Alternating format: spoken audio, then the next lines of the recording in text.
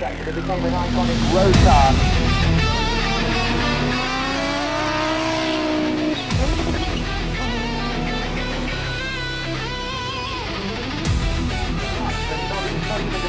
It became an iconic road car as well, more so than some of the other sort of the IMSA Vintage Community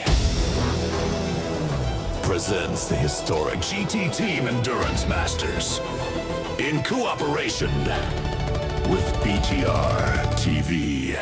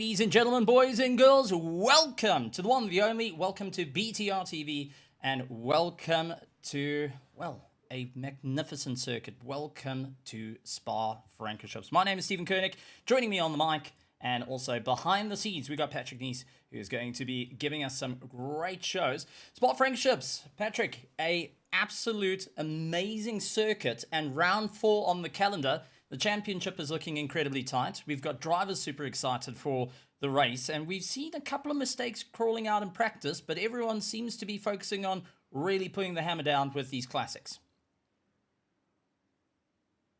And we also welcome today our Tommy. Hey, good evening, guys. Nice to see you. Just from the ice cold rink, and my whole body is aching. I just killed myself, but yeah, it was a nice hockey session. But right now, let's do some sim racing. Nice to see you guys. Absolutely wonderful to have you, Tommy. Now, I know that you were playing a bit of ice hockey, but Spa-Francorchamps is a legendary circuit, something you've actually done rather well in Lotus 79s. You've also managed to have a bit of fun in these classic cars. The temperature out on track, 41 degrees Celsius, around the 6.9 kilometer circuit. We've got a bit of packed field as well. What do you think is going to be the big plan here for all our drivers, considering the championship is incredibly close?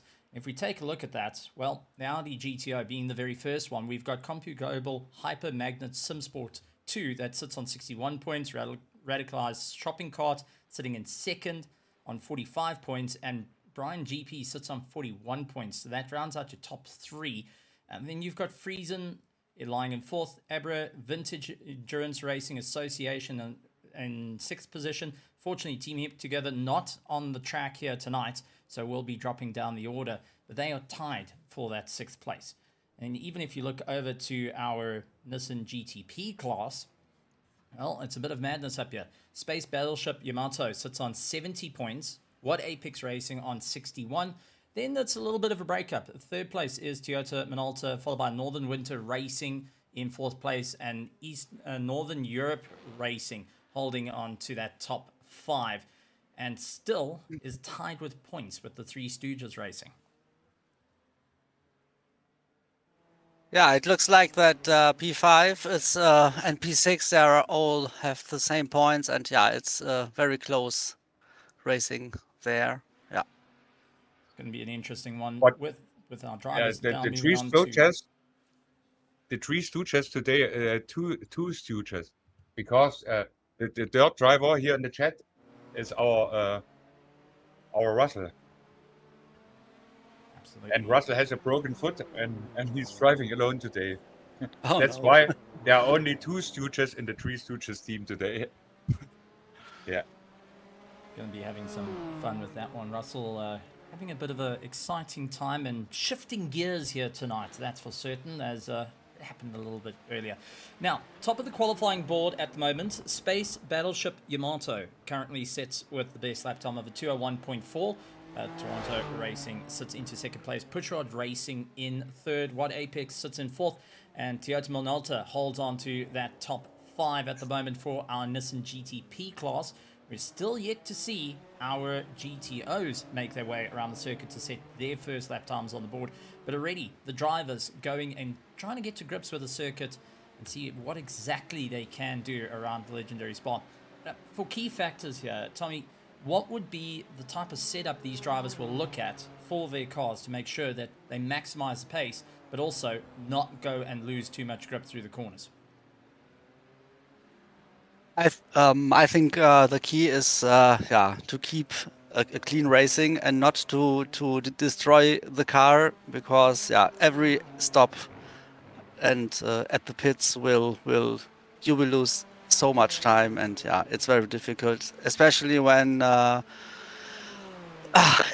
traffic starts with the slower GTOs, and it will be tough racing, because right out of the corner the GTOs may be a little bit faster because they have better traction, and the GTO drivers have to take care of those.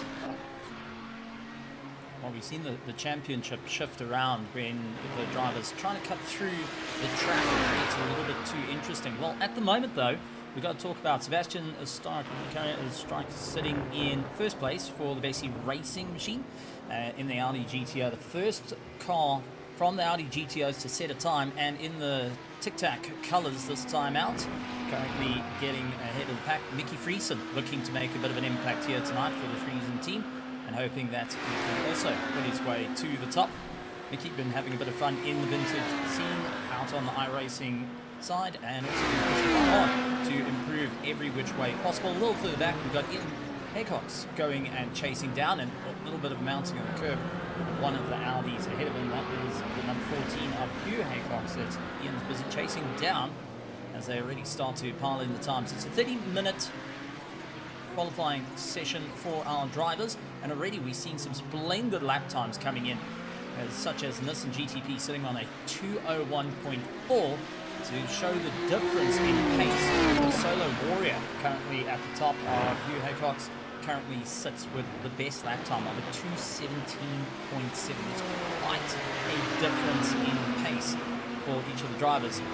Each of them all starting to feel, okay, what do we need to do to ensure our cars stay at the top end of the field? This is always the fun part, where you've got to just concentrate on getting the laps in, and, well, as we saw here at the moment, finding out the way and looking to utilize that slipstream from Ian at the moment. This is going to be a bit of a wild race, and 3 hours of racing is not an easy feat. Tom, I've got to say, this is where the drivers have really got to think about the bigger picture, especially here at Spa, because it is a long crawl back to the pits if you get damaged, or if you are making your way through pit lane, it's a very, very long pit lane to deal with. Yeah, that's exactly what I said. So, yeah, keep the car in its shape. Do not destroy the car. Yeah, and that will be the key. Noel Lundberg currently at the top. Radicalized shopping cart now up into the top spot with a 217.5, just narrowly beating out the Solar Warrior by 0.1 of a second at the moment. The times are incredibly close up at the top for our Nissan GTPs and our Audi GTOs. Well, there's only two cars that have managed to hit into the 217s at the moment, with the track becoming blistering hot. They're going to have to really try and preserve the tyres in the race. And it's also who will be able to sustain the pressure. Well, so far at the moment, Space Battleship Yamato currently leads out the pack with Christoph Wozniak chasing down. And then we've got Josephine Becker out on the circuit. Solo drive for her this time around, and sporting quite an awesome livery, I've got to say. A nod to one of the very first anime that actually won a Grammy Award on the car. So Spirited Away all over the car, which is absolutely wonderful. But a solo drive on her part to try and see if she can fight up into, well, the top spot of the podium. It's going to be a bit of hard work there, and a little bit further down in third place, ahead of Josephine Becker. On track though is Fern Group for Pushrod Racing, going really putting to the pedal to the middle, trying to move forward and see where exactly he can come out on top as we jump on the roll bar and heading in towards Speaker Corner, which is a little bit of a sharp left hand that you just got to give a little bit of a blip, get the rear to step out, and then stand on the gas as you make your way through to Puan on board these legendary machines. And this is where I've got to say, Patrick, Tom, I think you can agree with me. The Nissan, absolutely incredible with their aerodynamics, where you can just keep your foot in it, but you've got to believe it's going to stick. You've got to just think, okay, the downforce is there, you can go for it. And that is always the trick about winning or losing in these cars. It's absolutely incredible car. My first official major series race was in that car, and I was a young beginner, and wow, to complete my first round, I need a lot of time. This car selects the real champions from the normal driver, I think. The thing is, if you are too slow because you don't believe in the downforce, there will be no downforce, you know? So you have to be fast. So the downforce catches the car, and then you will get straight to the corner. So if you are too slow, you will lose the downforce, yeah. And that's also a key of this car. So it's a bit like a Formula car, I think, yeah. And when you see this car in real, it's more like a airplane than a racing car. And I think the highest rating of techniques at the time. being one of the most We also dominating can announce we have a live timing today. I put the link in the chat in our YouTube channel, and we also have the link in our Discord channel. Absolutely, and if anyone wants to join up with all the racing here at the Black Tree Racing Crew, if you want to get to be part of not only what you're going to see here tonight, 3 hours of historic racing, well, you also get to have a bit of fun with the upcoming historic Formula 1 that's going to be going out, and that is going to be a lot of fun. Many drivers are looking forward to getting back behind the wheel of the Lotus 79 and really showing what they can do to really charge to the front end of the field. Now, we also got to talk about the Audi GTO. This is a car that has, well, got some favorites and some don't quite like it with its four-wheel drive system. Every time you get your foot on the throttle, it will understeers. All four tires have got drive, not just the rear-wheel drive like what the Nissan's got, or what we now see on as a more popular car, the GT3s. This demands absolute precision, and you've just got to make sure that you feather the throttle through. Sometimes if you're pushing it too hard and sliding around, it will destroy its tires more than you think, and unfortunately can throw you into a bit of a problem. At the moment though, Noel Lindbergh trying to see if he can make it up into first place. Solar Warrior of Hugh Hancock's currently set the fastest lap time in the Audi GTOs, and the Railcars shopping cart trying to chase down in second place. Then we got the Compu Global Hyper Magnet currently in third place with that 1:17.6 on the last lap. The drivers are definitely trying to push that a little bit harder, but ultimately not quite finding that extra little bit of pace that they need. Josephine Baker going a little bit wide, and she's lost out a bit of time as well up through Eau Rouge and into Radeon. So that little bit of a fall off hasn't really helped out.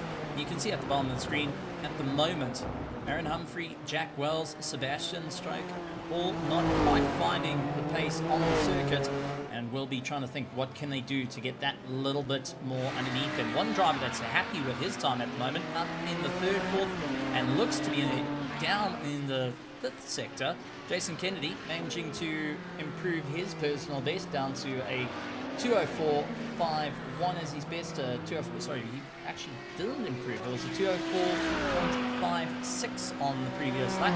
Byron Long, however, finding a bit of time for his drive. He's yet to set a time on the board. This will be his first banker lap. If he can get it a little bit up in the order, he does. Jumps up into 9th in class. So Byron Long, a little bit further up where he wants to be in a solid bit of effort.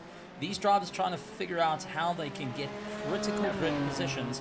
And this is where I'll have to go back and ask, Tommy, you used to qualifying towards the sharp end of the field.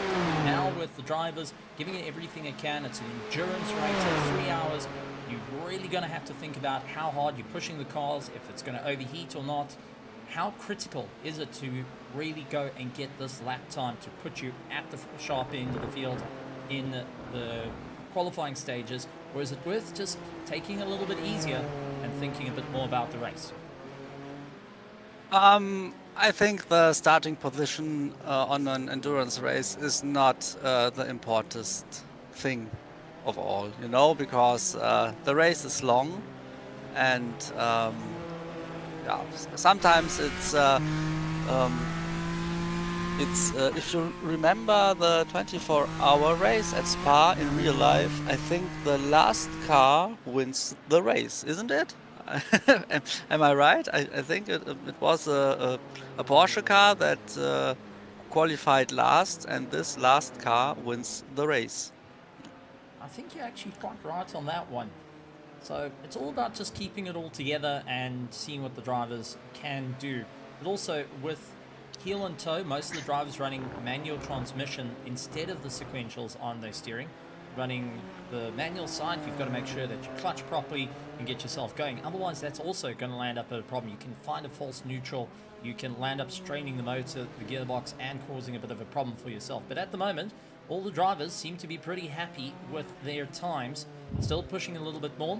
And to those joining us out in the virtual grandstands, a massive welcome to you all.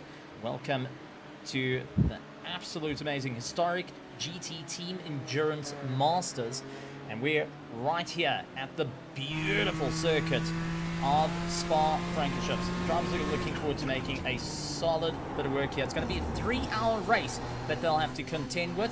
Multi-class racing, just to add a bit of fun out there. And for everyone that's used to the more modern contemporaries, well, this is the equivalent of, here is the GTP of old versus the Audi GTO, which at the time was one of the best Trans Am cars that Audi ever produced, that won multiple championships and also became outlawed at one stage of the game.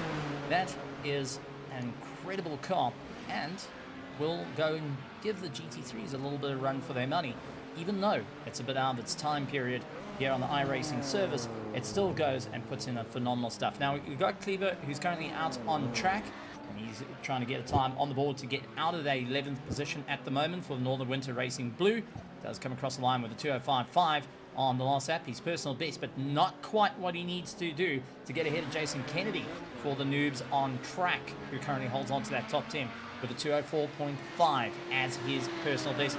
Unfortunately, Northern Winter on Byron Long, that is our Northern Winter Racing Red, going and finding out the wall is a little bit harder than planned here in qualifying. Then we've got the Kinetic team heading out. This is Florian Luncher going and having a bit of fun out on the track, sitting in 8th place, trying to find a bit of time. Down to a 2:03.0, and beautiful, beautiful racing for our drivers. It's going to happen now tonight. We also have a fantastic set of liveries that's being put on. This is one thing I've got to say rather great about the whole community, is they embrace having some of the classic liveries or their own spin on liveries. And Patrick, you as a musician that's going and having a bit of fun, yet Tom says, well, you guys go and always say, support creativity. That's what you want to do. When you get to see someone putting a spin on old liveries, it's always fantastic to see. Definitely. I do love those skin, especially from Luke here. That's an old skin from a Mazda, and also a famous German racing driver, Volker Weidler, I think. Volker Weidler. Okay. Yeah. And it's those Group C prototypes. Oh, careful! Watch the car. Those prototypes from this time, these are absolutely gorgeous race cars. I think at this time they were more popular than the Formula One in these times. And those Group C. We didn't have a good Formula One racer at this time. 2 years ago, I think Stefan Belloff died here in the Eau Rouge. Yeah, that's correct. And Stefan was our national hope, and nobody couldn't expect that Michael Schumacher came. It was Michael came from nothing, from nowhere, and until then, our most successful Formula One driver, I think, was Wolfgang Graf Berge von Trips, who died one race before he was champion, and Jochen Maas, who won one race. And in the second race, where he was on the way to win, was the race where Niki Lauda has his accident, and then the race was stopped and started new, and the other guy wins this race. Yeah. And what's also interesting is the technology of the Audi is straight from the rally car, and the engineers put the engine and some parts from the Audi rally car into this GTO car. Yeah, and I think it was the same designer team who designed this car. Yes. Well, there was a little bit of a fun one with the Audis in this time period where they actually got to enter into the Trans Am series in America. And one of the big problems was there was complaints coming through of people would put the car into park and it would still dart forward, and landed up with a couple of injuries. Audi was trying to investigate this, and they said, how on earth can we test whether this is an actual thing? Like, hang on, especially for the automatic gearboxes. So it was mainly the automatic gearboxes that had this concern, and it landed up with a bit of a marketing nightmare. Audi landed up entering the GTOs into the American Trans Am racing to go and see if they can recreate the problem under high-stress situations. They were never able to do it. They found out that some people wouldn't put it into park while climbing out of the car, and they would accidentally stand on the throttle on the way out, trying to climb out of the cars, and it would dart the car forward, running over themselves. So Audi, utilizing a little bit of motorsport to test the safety of their cars, and ultimately found out that it's one of the hardest charging, one of the fastest cars out there, and landed up winning championships. Talk about going and finding success in a bit of confusion. Well, with that being said, our qualifying 22 minutes into it. It's a 30-minute qualifying, and at the moment, Space Battleship Yamato yet to be beaten out on the track, and the Solo Warrior currently leading out the Audi GTO. The team's really trying to push that a little bit more to see what they can do, and it's going to be Fabian up into, with the Toyota Minolta, up into third, now trying to find that little bit of time, decides to dive into the pits. And this is also a very interesting one that we got to see in practice. Drivers utilizing this time to just get their pit stops right, to figure out how fast can they actually get into the pit lane to try and save that little bit of time. And it's always something I find useful in practice and qualifying is pit entry. Some of the tracks that we've been around, rather tricky to do it, and Spa is also one of those. If you go a little too fast, you might land up just crunching your nose on the way on the entry. That might also just go and bin your entire race. These cars are not as, well, can take an easier beating. They are quite fragile.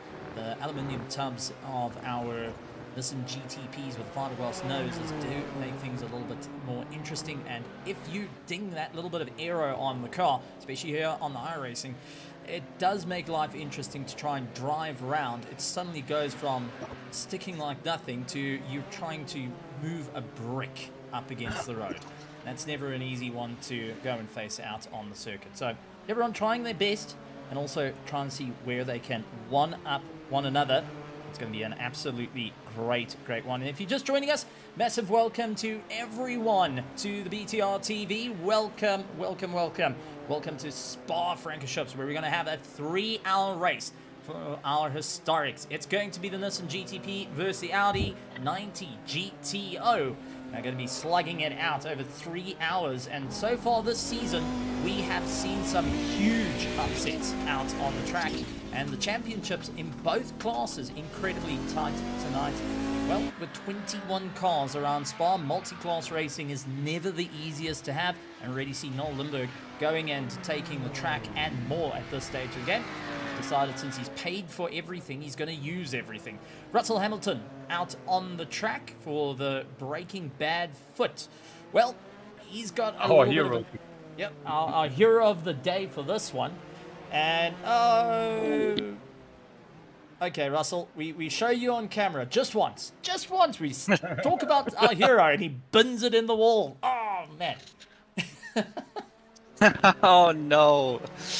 I think Russell broke his foot last week, and he's in the starting grid with a broken foot. Wow. What happened? What happened? Did he told you? Yes, I didn't know exactly what happened. He got given a gearbox by a friend that he had in storage for some time. Then he decided, oh, look, I'm going to move the gearbox. I'm going to start working with it and see what happens. Unfortunately, he figured out gravity goes down, and it landed up going and breaking his right foot. So Oh, he will be that- on that broken foot, on the accelerator, with one of the cars that you require to keep your foot in it. It's going to be a long drive for Russell, and going and giving Yeah. up his seat of the Three Stooges and leaving it to the rest of the team to fight it out. They currently got Eugene, who's currently in the car. The Three Stooges now become two, and the third Stooge finds himself alone on track, trying to race with a broken right foot. I don't know what's more difficult with these type of cars. Something interesting to know: the Audis only have 80% on fuel in every race. That's why they can't drive with 100%, and they need more pit stops. But it is from the first race, it is like it is. Oh, it's going to be an interesting The one. Nissan especially can take 100% of fuel, but the Audis only have 80%. They have a bigger, I didn't know, a bigger tank. No, a tank is in English is der Panzer, oder? Fabi? Nah, tank is okay. That tank Fuel is okay, tank okay. is okay. Yeah, it's Yeah. correct. So the Yeah. one thing with the racing, especially for endurance and with the Audis, lifting and coasting is going to be critical at this stage of the game. Just to save that little bit of fuel, that 0.1 of a litre, that 0.2 of a litre, if you can eke out just an extra lap over the competition, it may save you a bit of time here. And Spa is a wonderful track for doing that. Huon, very easy you to lift and coast and get yourself through. Blanchemont is a very fast corner, but if you've got no competition around you, you can also come a little bit off the power. Utilize the slipstream of the cars around you, allows you to come off the power. There's many different ways to try save that little bit of fuel, but also there's a lot of ways to lose time and land up having positions lost. Now, let's take a look at the qualifying, because at the moment, take a look at the Solo Warrior with a 2:17.320 as the fastest time. Hugh Haycock's more than happy with that one. Noel Limburg going and chasing him down, managed to get right into it. 0.023 with a 2:17.344. That is incredibly close, and that's not even the closest one. The battle for third and fourth currently stands at it. Mickey Friesen managing to get right into the back of the Compu Global Hyper Magnet car just to see if they could one up in qualifying. But unfortunately, as time is running out, well, a lot of these drivers have decided this is where they stay. This is what they're going to have to do. The only drivers left out on track at the moment, heading through Blanchemont, it's Aaron Humphrey, who's trying to get the hammer down. The One Apex Racing Machine trying to move up in the championship, has got to get a solid lap time, a little bit too late into the corner, deciding, nah, got to pull into the pits now. Sunk it in a little bit too hot, and unfortunately did not work out in his favor. Simon Wilkes for the Wilkesy Racing team now makes their way through, charging on, see if this is going to be a good lap time and try get out of that 10th position in the GTP class. Diving to the right, dives to the left, flat onto the gas, and Radicalized Shopping Cart puts in the fastest lap time for the GTOs right on the final lap of theirs. They still can go for another 30 seconds, but I think for Noel Limburg, that is exactly what they needed to get ahead of the Solo Warrior. Wow. Time is over. Time done, dusted, game over, as we've got 9 seconds in it. But at the moment, this is going to be a manic one. This is going to be exciting. And I've got to say, Thomas, Patrick, I'm so ready to see what our drivers can do around the legendary circuit of Spa-Francorchamps. Ooh, this is gonna be a close racing. Especially take a look at the top finishers. They are so close together. Oh man. If someone of our viewers have a question or something, write it in the YouTube chat today. I have enough time to read it and or something. Yeah, and do some research also. Yeah. So I will join the race. Enjoy. And we hope that it's going to be an easy one, a nice drive here at Spa-Francorchamps, as we're getting some beautiful images from the top. And I've got to say, this circuit always gives me goosebumps to see what the drivers can do to stay out on the top of the pack, to also be really charging their way to the front and see where exactly they can falter in nonetheless. But this is also a circuit that can go and take away from you as well. Coming off a couple of weeks ago was the Spa 24-hour here on Le Mans, where a number of drivers that you see here tonight were racing in it and got to go and fight it out towards the sharp end of the field in all the various splits. One of the, I would say, one of the bigger iRacing events. And Noel, a slide. Can you keep it out of the wall? Nah, bins it. Oh, yo. Nearly had it. Nearly had it. Could have been a drift, but didn't work. And with that being said, our drivers now all into the pits and getting ready for the race. This is where you start to get yourself organized, start trying to have something to drink, get yourself loosened up, and get through the final preparations. With that being said, let's take a look at our grid. And here tonight, it is going to be the Space Battleship Yamato out in first place, with Pushrod Racing in second. Toyota Minolta holds on to third place, with Toronto Racing. Josephine Becker by herself in the car will be holding out in fourth place, trying to challenge for the top three. Aaron Humphrey for the Watt Apex Racing, followed by Hugo Bertro Racing, Kinetic, and followed by the Three Stooges in eighth place. The Wilksy Racing team in ninth. Noobs on Track holds on to that top 10. Northern Winter Racing Red is in the 11th place, with Northern Winter Racing Blue going and starting right next to him. As we carry further down the order, we've got Russell Hamilton with that Breaking Bad foot, who will be chasing down from the back of the pack of our GTPs. And our Nissans will be having a ton of fun out there, but it's going to be top of the board for the GTOs. It's the Radicalized Shopping Cart in 14th position. The Solar Warrior will chase down in 15th. CompuGlobal Hyper Magnet, they'll be in 16th position, with Friesen, Beast Racing, Team Ian Haycox in 19th. Basie Racing and Vintage Endurance Racing rounding out the pack here tonight. This is where we want to see the racing. This is going to be the grid to keep an eye out for as they line up behind the safety car. It is going to be all ready to go. A split grid, which means our Audis are going to drop back just that little bit. It is going to be a short formation lap, so not a lot of time to get some heat into the tires and brakes. The drivers are going to really have to think carefully of when do they get themselves on the throttle. It's a 3-hour race. It is an incredibly long one, and you don't want to go and land up in a world of hurt too early in the race. That can cost you a severe amount of time. But if you do land up falling off a circuit, you've seen the green, you got to see it through to the end. You got to see the checkered. And each of these drivers looking to score a full haul of points will now look to go and stand on the top.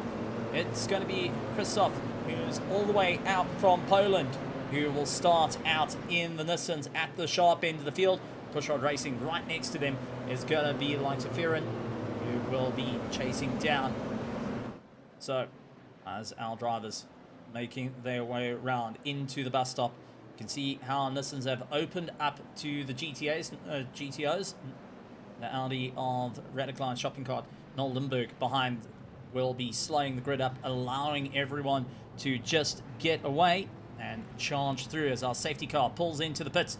We look towards the lights. Drivers gently coming through, and it's going to be a big look. Can Christoph get a solid run? Will it be the likes of Heron to go and get the charge up the hill? Josephine Becker or Fabian also have a chance as they go and absolutely send it into turn one, throwing the car around. And now the race is all about who can get on the power a little bit earlier. As they go green racing, launching off the line. A little bit of confusion at the start as our leader tried to go and break the run. Christoph up into the lead, and it's leaving Pushard Racing. Unfortunately, it's going to be the Tutorial Racing with a drive-through penalty issued so early on to the race. Not exactly what you want to have, and now our drivers having to think what's going to be the big plan here. How can they move up through the order, as it's a big look for Fabian down on the inside through the right-hander, throws it around the outside, trying to late get on the power. brakes, late on the brakes there. Oh dear. Okay, it also the Audi field looks clean. No one has a problem. Everything is fine right there. Fantastic to see Luke But, going and keeping a bit of pressure. Thomas, I mean, this is critical moments. Cold tyres, cold brakes, drivers going door to door with one another as they're fighting through, and even out the Audis at the back. Noel Lindberg managing just to get away from the grid a little bit, but he's got Hugh Haycox right onto the back of him, pushing as hard as possible. This is always a stressful part of the race because you don't quite know what's going to happen. Your take on it so far? It's so nice to see that all cars are okay. I also didn't see what happened to Totoro Racing, and yeah. It looked like it was starting out of position that it landed up with that unfortunate black flag. I think it would have been the confusion at the race start, costing a bit of time. Josephine Becker now trying to make up a bit of time. Aaron Humphries right onto the back of Luke at the moment, trying to see if he can get the pass done and dusted. Looks down the inside, comes off the brake a little bit early, and just tries to put his nose forward. Simon Wilkes had an issue. Quick look at what happened to Simon Wilkes. This is coming out of Blanchemont, heading in towards the bus stop. Going late on the brakes, goes for the send, had to steer out of the way and catches the wall. And there's also, it looks to be a problem for Jason Kennedy, the number 4 car, going and spinning out into the bus stop as well. Not exactly what he wanted to have. And yet another yellow flag coming out. This is for Simon Wilkes a little further on. Drivers continued their charge. Cold tires, I think. Cold tires, cold brakes, and lock up and straight on. Josephine is in pit. So Josephine going into the pit lane. Fortunately, with that drive-through penalty not going to be helping out, will find herself right at the back of the field, and will have to try and punch through even the Audis at the moment. Fight out for the lead in the Audi GTO. The Solar Warrior, Hugh, trying to get the move on as he's under pressure for Andreas Schuster, who's having a stellar time out there. Andreas trying everything he can, looks left, looks right, trying to move on up. Usually in the Sassel colours, the Sassel modified colours that were used to race here in South Africa. Now going and having a little bit of a different colour scheme on his car out this time around. He's getting chased down by Mickey Friesen, who holds on to that 4th place, trying to push a little bit harder, and looks like we do have a bit of problems coming in. Wolfram going and landing up off track, and let's try and take a look at what happened to him. So that's Byron Long that got past Wolfram. This is what happened to the Three Stooges, one of our championship runners. Speaker corner, nose broken, and will need to go into the pits. And that We have 2 fast repairs today. 2 fast repairs are going to help, but unfortunately find yourself down in 21st position. And what does that mean for the championship? The next Toyota Minolta racing team. Fabian Toyota Minolta heading into bus stop. Claiming a few cars here tonight. Going and trying to brake as late as possible. Just has the rear spin out, and beautiful, nearly a 360 there. Quite impressive. Thomas, if you had to give that one a score, what would you say? A 7 out of 10? I would say it's a 7 out of 10. It was maybe the entry was okay, but at the end, I would say it was not a 10 of 10. I don't know. You have to practice that more.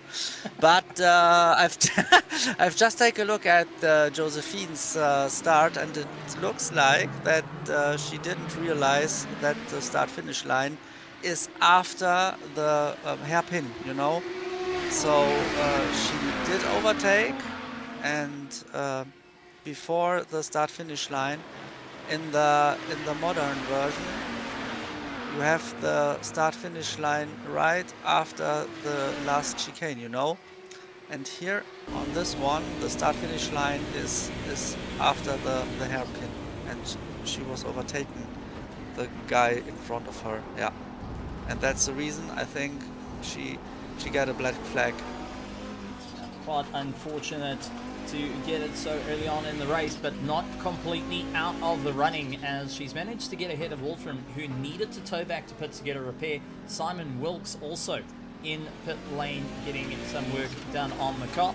But it is Andreas Schuster who's trying to keep the pressure on at the moment against Hugh Haycox that holds on to that second place. As we onboard the Audi GTOs, you can see how much work it is to just get the rev ranges right, to back all the car around as it fights against you left, right and center. And the more power you're giving it, the more that you're just trying to keep it all together. These cars don't have ABS, they don't have traction control, and they do not have shifting assists.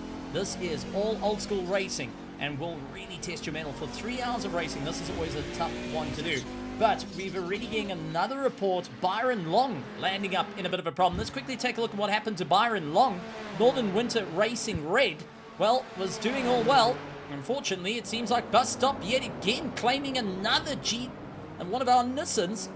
Oh, just skirting the wall.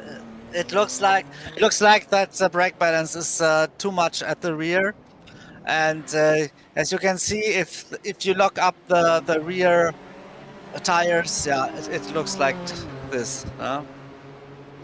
Little moment you get a little too confident, you always get reminded how to get pushed back in. And this is what is so much fun about the historic cars. And Patrick, Tom, you guys have been properly behind these cars, behind the series, getting to drive all the, well, I would say some of the best cars on the iRacing service, the classics that are out there that still require a lot of, I would say, a huge amount of skill to pilot these things due to the amount of no assists you don't have, the amount of power that's under the right foot.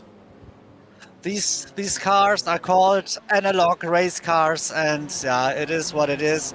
As you said, there are no assisting systems that can help you out. You have so much power, and yeah, and especially in these times when those car drives, everyone wants to have a big turbo, and yeah, when the turbo kicks in, it's yeah, incredible. It's like today I was at a classic racing meeting, and I saw the Audi in real. Oh really? But it's a little bit. It was a little bit like Goodwood. There was an MV Augusta meeting and also a classic meeting where there was an Heskett F1 car who runs demo laps and a lot of historic motorcycles. And there was also shown an Audi Quattro. But not the street racing car, it was the rally car. One of the amazing cars that we get to see out on the wall. The fight for the lead though, Luke and Farron side by side, finding themselves yet again for it. Luke trying to go around the outside and just trying to put his nose forward. Can he get it done though? Right up against the back, a little bit of an odgy-bodgy moment. Both getting a little out of shape. Luke comes right back, and this is helping Christoph and Aaron, who's right behind. And I do want to point out, Aaron holds the fastest lap of the race thus far, in 4th place. This is a 4-horse race for 1st place, and we haven't even hit 10 minutes as yet, and the drivers are already trying to find that little bit of run. They're already peering forward and pushing each other that little bit more, and this is going to be a race and a half. That is for certain. At the moment, Viren trying to get away for the Pushrod Racing in the lead, but is just punching a hole in the air to allow the likes of Yugo Bertra Racing, Space Battleship Yamato, that started out in 1st place, now finding that they're sitting in 3rd, and right on the back is What Apex Racing. Aaron Humphrey, who set the fastest lap time of the race at 2:03.37, now in the slipstream, biding his time, waiting for any moves to be done. But it does look like Luke's a little bit braver on the brakes. He's able to close that distance down. You'll see it right here at the bus stop. He tries to go right into the toe. Take a look how late he brakes. He closes right onto the back end. Take a look at Aaron. Dives down the inside and it's contact. Ui! Oh, whoa, whoa, whoa, whoa! What happened there? Go back with the camera. Oh, oh dear. Yeah, that's what I said. Keep your car clean. Keep it in shape because Oh, and every now Luke is in the lead. yeah. Oh, Wow. there it was, that outbreaking moment. Christoph getting They- a door full of This it, is and an Aaron a little endurance too race, late. and they battle like a short Yeah. a short race. they drive like it's we have only 10 minutes left in the race. Keep the nose in front of the pack. Yeah, but it's not the right one. Keep your car clean. Stay behind. You can save fuel, as you said, and yeah. Aaron, When you are able to save 5 seconds on the last pit stop, Yeah. yeah. And as you can see, there is a broken car. Yeah. We are here on the classic Spa track with the endurance pits, and the endurance pits are very long. I think 2 times longer than the normal pit lane. That's why it Yeah. takes a lot of time. And when you can save one pit stop, you can save a lot of time, I think. Yeah. all about what you can do as we take a look for the battle of the Audi GTOs. There's also a little bit of a 4-horse race happening here as we do see Nollenberg trying to reclaim that top spot. Started out in first place, now finds himself in second. Bert Schuster, though, trying to defend against the Mickey Friesen as he keeps into the toe. Absolutely flat out on the gas, a little bit of a lift, and then just braking as late as possible, trying to sink the car in a little bit closer to the front end of the pack. And these four just keeping each other in check, not putting any fights against one another, but they will be just concentrating on what drive they need to stay at the sharp end of the field. And as said, it's a very, very long race. You don't want to compromise yourself. And also, changing the tyres is an absolute mission. Now, we have got a yellow flag coming in for Russell Hamilton. Oh, my word. Talk about a day Oh, going my bad word. for him. Oh, Oh, yep, that's... Oh dear. think- It's more like it's more than a broken foot. I I would say. would also say it is more than a broken foot. Yeah. There's an oh onboard dear. of him going into the wall, and you can see that little bit of a clip into Blanchemont and the pieces of the car. And I think it's time for Russell to take the first bourbon of the race. Yeah, definitely.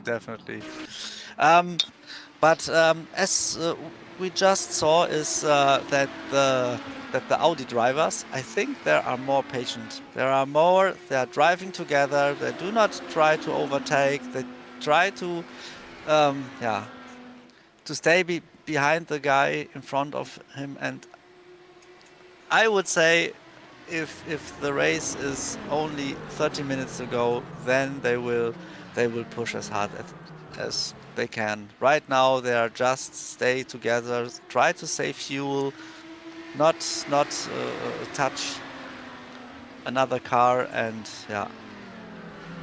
with that reduced Just- fuel tank, it's all about trying to get the extra lap on the competition. But sorry to jump in there. There's one driver that's slicing through the field that will not be going and giving the blue flag to drivers.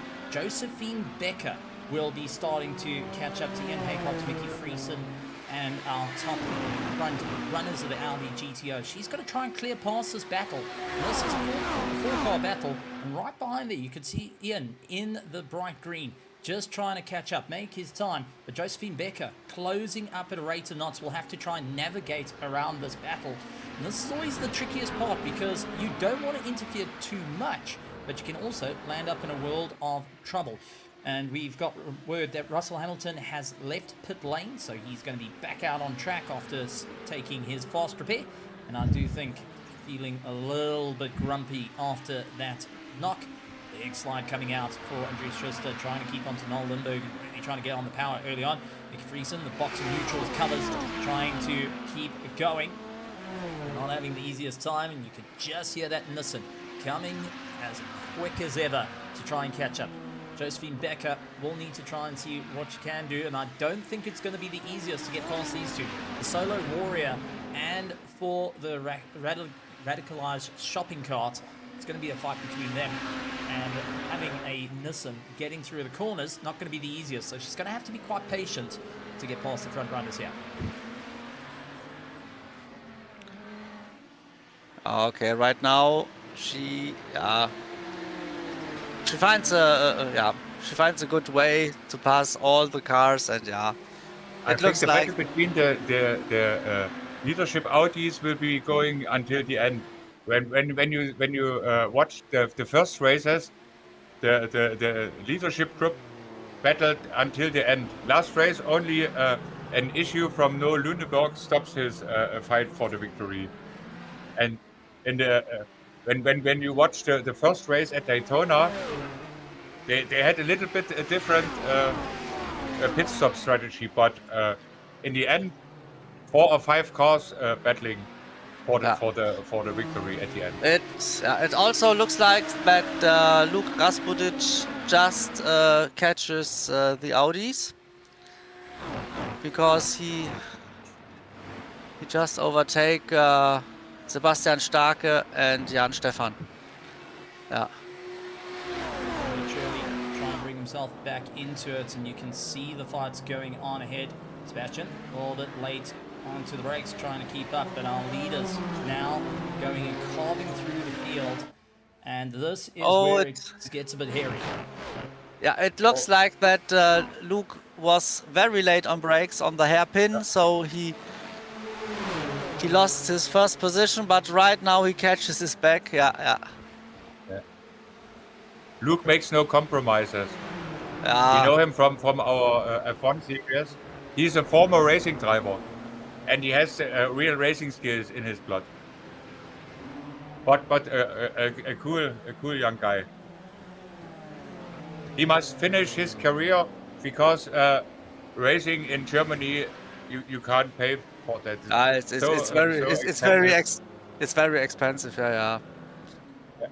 He has the chance to drive a complete Nordschleife NLS season, but he didn't find the money. It's always a tough one in the world of motorsports, but that's why in sim racing it's actually a bit of fun. We get to relive some moments, or get to live some historic moments. And the racing, even though they're virtual cars, the racing is incredibly real at the moment. And take a look, Fabian, who's at the moment fighting out for the Toyota Minolta team, trying to go and fight against Florin ahead. They went to navigate straight through the Audi GTOs, but now trying to find that little bit of grip out on the circuit. It's getting rather dirty out there, and falling offline is going to be an absolute nightmare as we cut back to our leaders, our top 3, now finding themselves in a bit of a fight. And it's going to be a big look for the Pushard Racing team, going and trying to will on their driver to move ahead. They know the space battleship Yamato up ahead is going to be a difficult one. They also don't want to lose out to the Hugo Bertrand Racing machine out in first place. A little bit of a blip though from Christoph's car. That's definitely going to be disconcerting, and you'll see that Pushard Racing will give a little bit of room just to not get mixed up into a problem. It's always a bit of a nerve-wracking moment when you start to see little bits of blips so early on to the race. It's been 18 minutes, heading into 19 minutes of this 3-hour race, and we got a side-by-side for second place. Looking towards first, Luke a little bit slow, trying to defend the inside line. It's going to be Pushard Racing down the inside, trying to put the nose forward. Couldn't quite get it done. Managed to go and get ahead of the spaceship battleship Yamato. Now on a stellar ride to push on forward. We've also got a little bit of a battle further down. Fourth of Toyota Minolta Kinetic and Watt Apex Racing. They're into the back of one another. Ian, now from our Audi GTOs, currently running in 5th place, finds himself going and moving to the right-hand side to avoid any run with the Nissans. As it's late on the brakes, he was able to really sink into the corner a little bit later than these Nissans, but unfortunately didn't have the easiest drive out. That's compromising his drive, and ultimately going to be a little bit of hard work to get back up to speed. These cars have got plenty of power, but you want to utilize the momentum every which way possible. And that's always the fun factor here, trying to figure out where you can go and create that little bit of lifting coast, where you can move forward. But I am starting to notice something that these drivers are going to pick up. It's not going to affect now, but a little bit down the road, well, we've seen it influence races in a major way. As our leaders of the GTPs are going to slice through, they're starting to pick up off tracks, left, right, and center. And that is going to spiral in as it's just a feed through. Oh my word, side by side for second place. Pushot Racing trying to make on through. Luke managed to survive the run, but in between the Audis, I'm dead sure Noel Lindberg, Hugh Haycox, Andreas Schuster, and Mickey Friesen weren't entirely impressed having the Nissan swiping around them and interfering in their fight. This is a race of note in the two classes, and it's turning into a bit of a mad one. Luke leading up the hill though, managed to get the run, but can he keep it all together as Pushrod Racing right onto the back of him in the slipstream, pulling along, closer, staring at the back of the gearbox, looks to the right hand side. Is he going to be able to go and sink it through? It's going to be veered down the inside, lates on the brakes, gets it hooked up, and retakes the lead of the race. Luke down into second, now trying to pick up the pieces of it. Christoph losing a bit of time, trying to slice through the GTO field. Noel Lindberg was able to keep up a solid drive on his part to snap the slipstream from Hugh Hancock. Andreas Schuster getting overtaken by the likes of Fabian Youngblood, who is now moving up through the order. And Aaron for the Apex trying to also get through the mix. This is always a difficult part of the race, and with a little bit of damage on the Apex car, it's going to be a bit interesting of how those tyres are going to feel at the end of it, because he's getting absolutely lunged on by Florian Luncher right now, who's just not giving any bit of room to breathe. Some great racing thus far in the first 22 minutes of the race, and we have just got a problem. Josephine Becker landed up in a crash. Josephine Becker for the Totoro Racing landing up with a bit of a problem. So let's take a look into bus stop, late on the brakes, over the curbing, and no, just coming to a stop into the pit lane. So Josephine Becker looks like she may have retired that car. Something might have gone on behind the scenes that's unfortunately forced a retirement now the Josephine Becker, and unfortunately that's going to affect her running in the championship. Hugo Bertrand Racing trying to move on forward. Luke getting absolutely quite fast through the corners, but also wild in and out through the corners. Gotta say, some great racing off the start. Thomas, what's your take on it? As Luke loses it!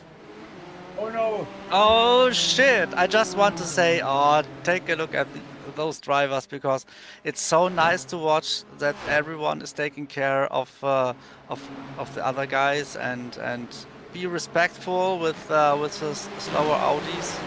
Especially those Audis are also difficult to drive, and it looks so nice when you see those both classes when they came together, and you see that they do respect each other, and it's really nice racing. What a shame with Josephine. We do not know what happened. Why she's quitting, but yeah. Well, we got Aaron Humphrey trying to guard the line. Unfortunately, loses a bit of time as he loses out the drive. Fabian moves up with the Tierra Minolta. Luke dives down the inside trying to capitalize on a pass, and you can already see how close these drivers are. But also, they are not just your average weekend warriors. Take a look at the I ratings, sitting 4.5k, 5k, 4.9k I ratings. You don't earn that just by sitting on your laurels. This is a lot of driving in lobbies and fighting against some of the best iRacing drivers in the world to stay at the sharp end of the field. But in this race, well, they're getting to challenge themselves a little bit more as they charge on. Yeah, and we see some damage on the car from who was it? Take a look back. That was Aaron Humphrey and the one that's racing. He will definitely have some problems at the straight line, I would say. Yeah. A little bit of battling for grip as we've got one driver trying to slice his way through. Eugene managing to get back up onto the back of his own class's train. He cleared through all the Audi GTOs, and also by doing that, Noel Lindbergh lost out a little bit of time, and now suddenly has Hugh Haycox right into the back of him. Andreas Schuster also closed up the distance as Mickey Friesen locked it up into the bus stop, trying to gain a little bit of time here. These drivers are pushing a little bit harder, but now they're going to have Russell Hamilton starting to try and make his way back through the order. Simon Wilkes also going and chasing down. Kleber trying to also move forward at the moment for the Northern Winter Racing Blue team and try and stay at the sharp end of the field. Never an easy time here, and when you're starting to fight your way back after a bit of a rough start, it does make things a little bit more risky as we take an incredible shot. Take a look at how the Audis bouncing over the curbs with a little bit of a slide as they made their way up the hill, just trying to manage the car to ensure that they can stay at the sharp end of the field. Radicalized shopping cart though, yet to be beaten out. Hugh waiting for his opportunity at the moment, really leaning on the pressure, but also keeping a very close eye on the mirror as suddenly here it comes Eugene. Goes and puts his nose forward, gets past Mickey Friesen. Oh, and into the dirt. And Josephine was sent a quite message in YouTube. I had enough. What a stupid, pointless mistake. I have no idea what going into me. But all my motivation's gone. I can understand her. Yeah. All the best, champion. Our 2 times F1 champion. And she got the news that her teammate didn't come today. I think that's why she lost her motivation. Also, You know what? This is where I'm a little bit different. It's I'm going to talk directly to Josephine on this one, and I think anyone can hear the comments of it. I don't think you should throw in the towel. It's a 3-hour race. There's every opportunity to make up points just by finishing, just by getting towards the front. And the moment you throw in that towel, you're going to think back down the championship and go, what could have been? And yes, a mistake happened, and it does cost you a bit of time. Normally, in the time where I fight together with Tommy and my team, our motto was, you fight until no wheel is moving. Ooh, come on, Russell! Oh no! Oh, the championship leader in the Audi class had a spin.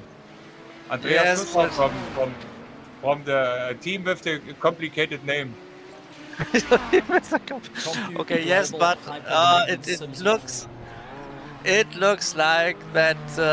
Yeah, I would say that was something with Russell.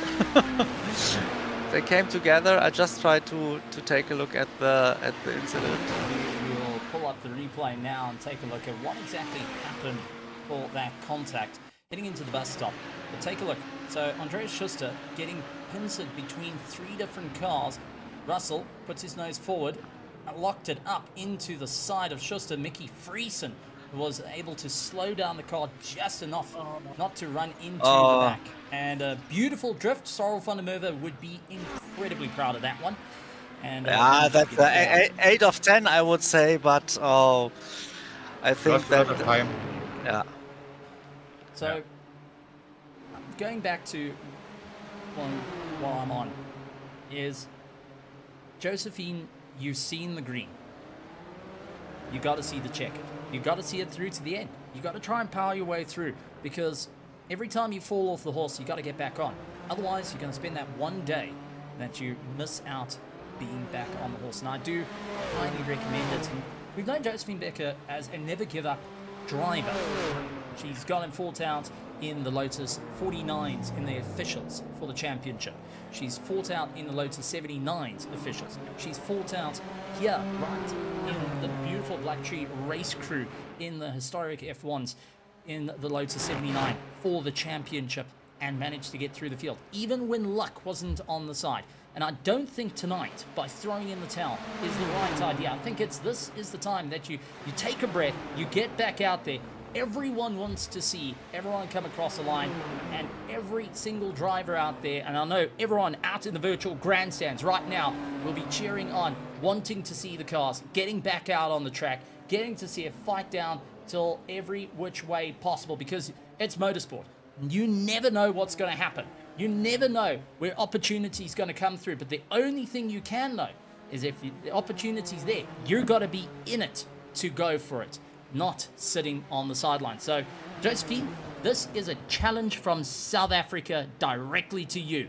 Time to get that Nissan GTP out of the pits, back on the track, score those points, and show the boys how it's done. You still have the chance to set the fastest lap, for example, huh? There we go. And also, get to have a bit of fun. You made the time to be here. You made the time to race. Well, you get to have a bit of fun out on the track. Now, take a look at the ongoing fight here as Hugh's got a bit of damage to his front nose. The front right looking a little bit second-hand there, and Andreas Schuster capitalizing on the drag. And Hugh having a little bit of a tough time to just keep that car going. We'll take a look at what actually happened to Hugh that caused that little bit of a damage on one of our replays here on BTR TV.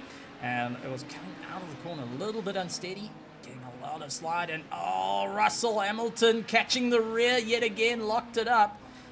And as he accelerated, bang into the wall. Unfortunately, the Audi GTOs not known for their turning circuits.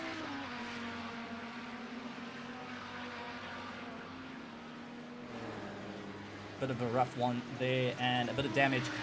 Thomas, I mean, these are little mistakes creeping out so early in the race. We're literally into the first half an hour of the first hour, and we've got a couple of cars with a little bit of a limp at the moment trying to make their way around the circuit. And we've also got Eugene, who's just pulled into the pits, trying to serve that drive-through penalty for incident points racked up. So already, mistakes coming in, that's making big outcomes for the championship, as there's drive-through penalties that are getting picked up for every little contact. If you hit a car, it's 4x. You spin the car, it's 2x. You put a wheel off circuit, it's 1x. And by the end of it, you find yourself traveling down pit lane, going and thinking, what on earth do I have to do to try and make up some time?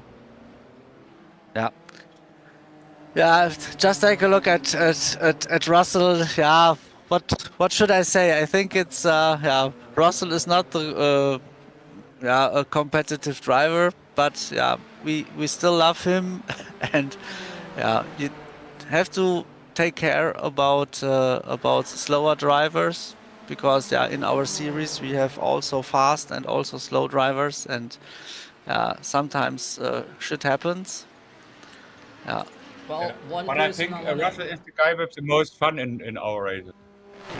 One person I want to highlight out on the track, and it's thanks to everyone on the grandstand and everyone here in the commentary box.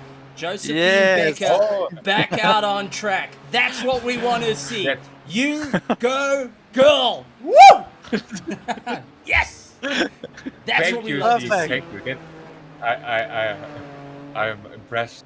I'm very impressed right now. Wow. Fight it through to the end. You made champions.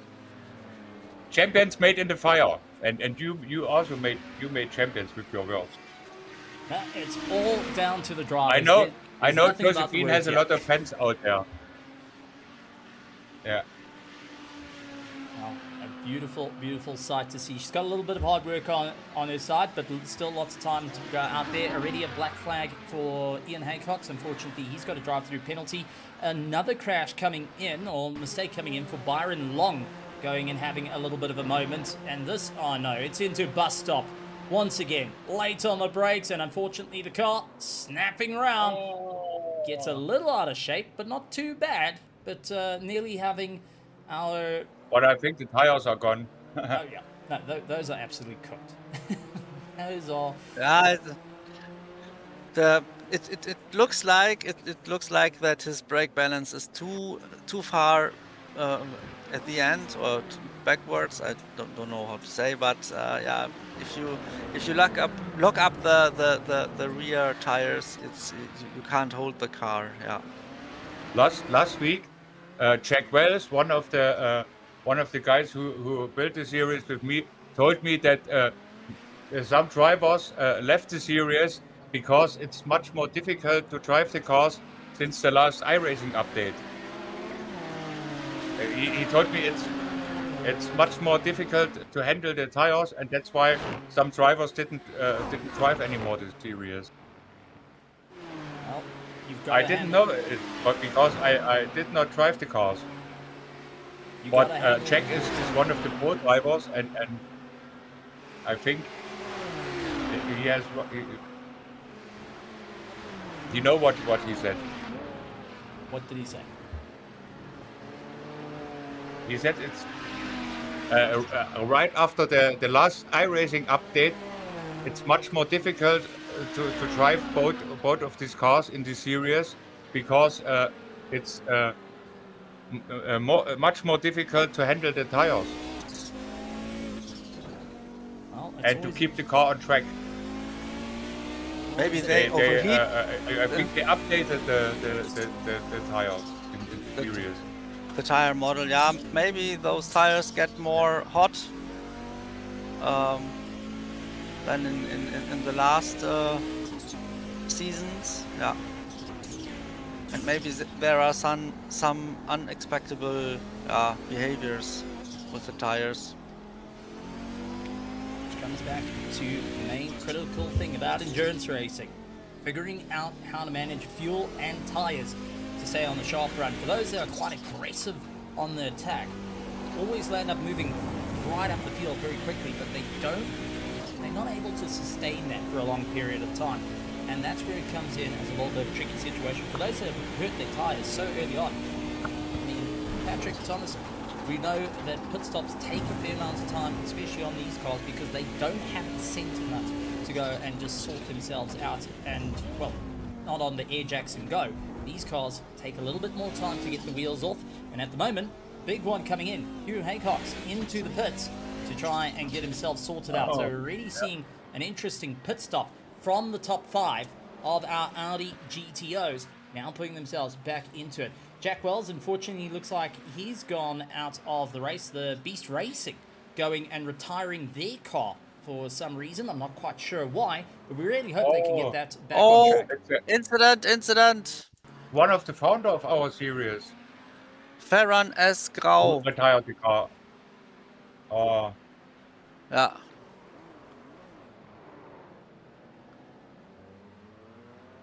okay. Wow.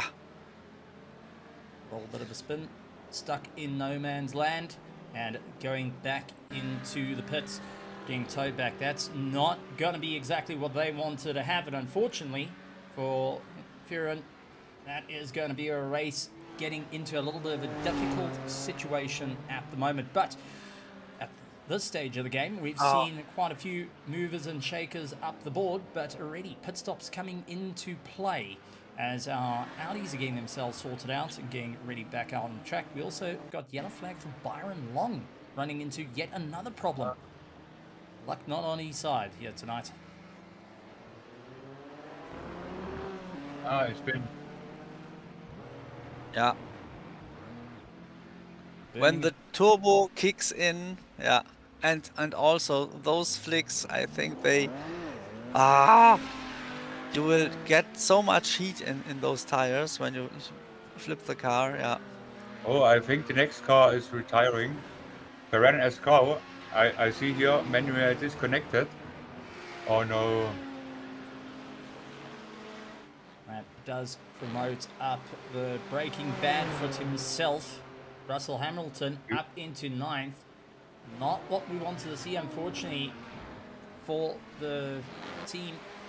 And unfortunately, that is going to be a rough one for the Pushrod Racing. A simple spin, now landing up, going and losing out the race. And I really do hope they can get that car back out on track, because it's not the way you want to end it. You're spending the first half an hour into a 3-hour race, and all of a sudden you're landing up pointing the wrong way around, and that's where you call it.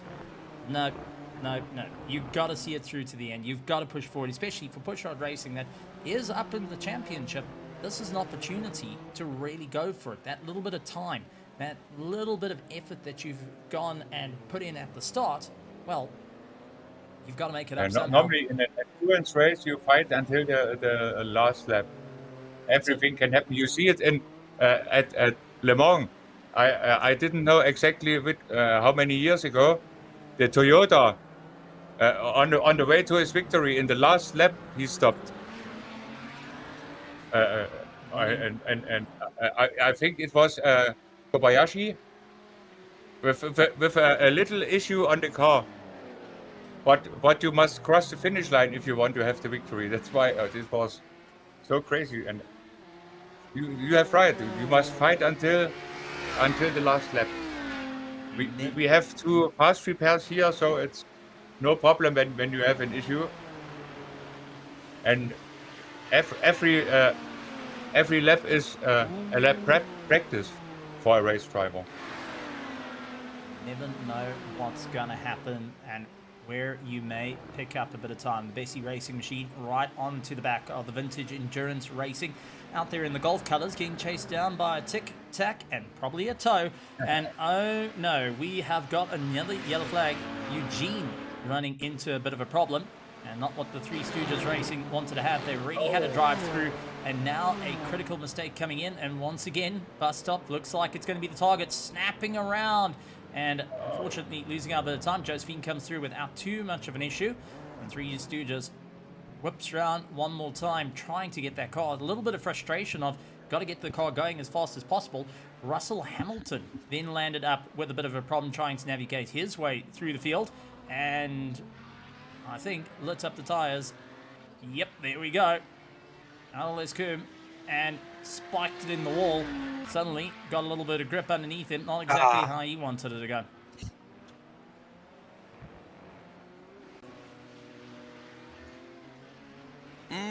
I would say maybe the problem is that those cars are getting lighter and lighter because yeah, they are losing fuel, and you have to take a look at your brake balance when the car is getting lighter, you know.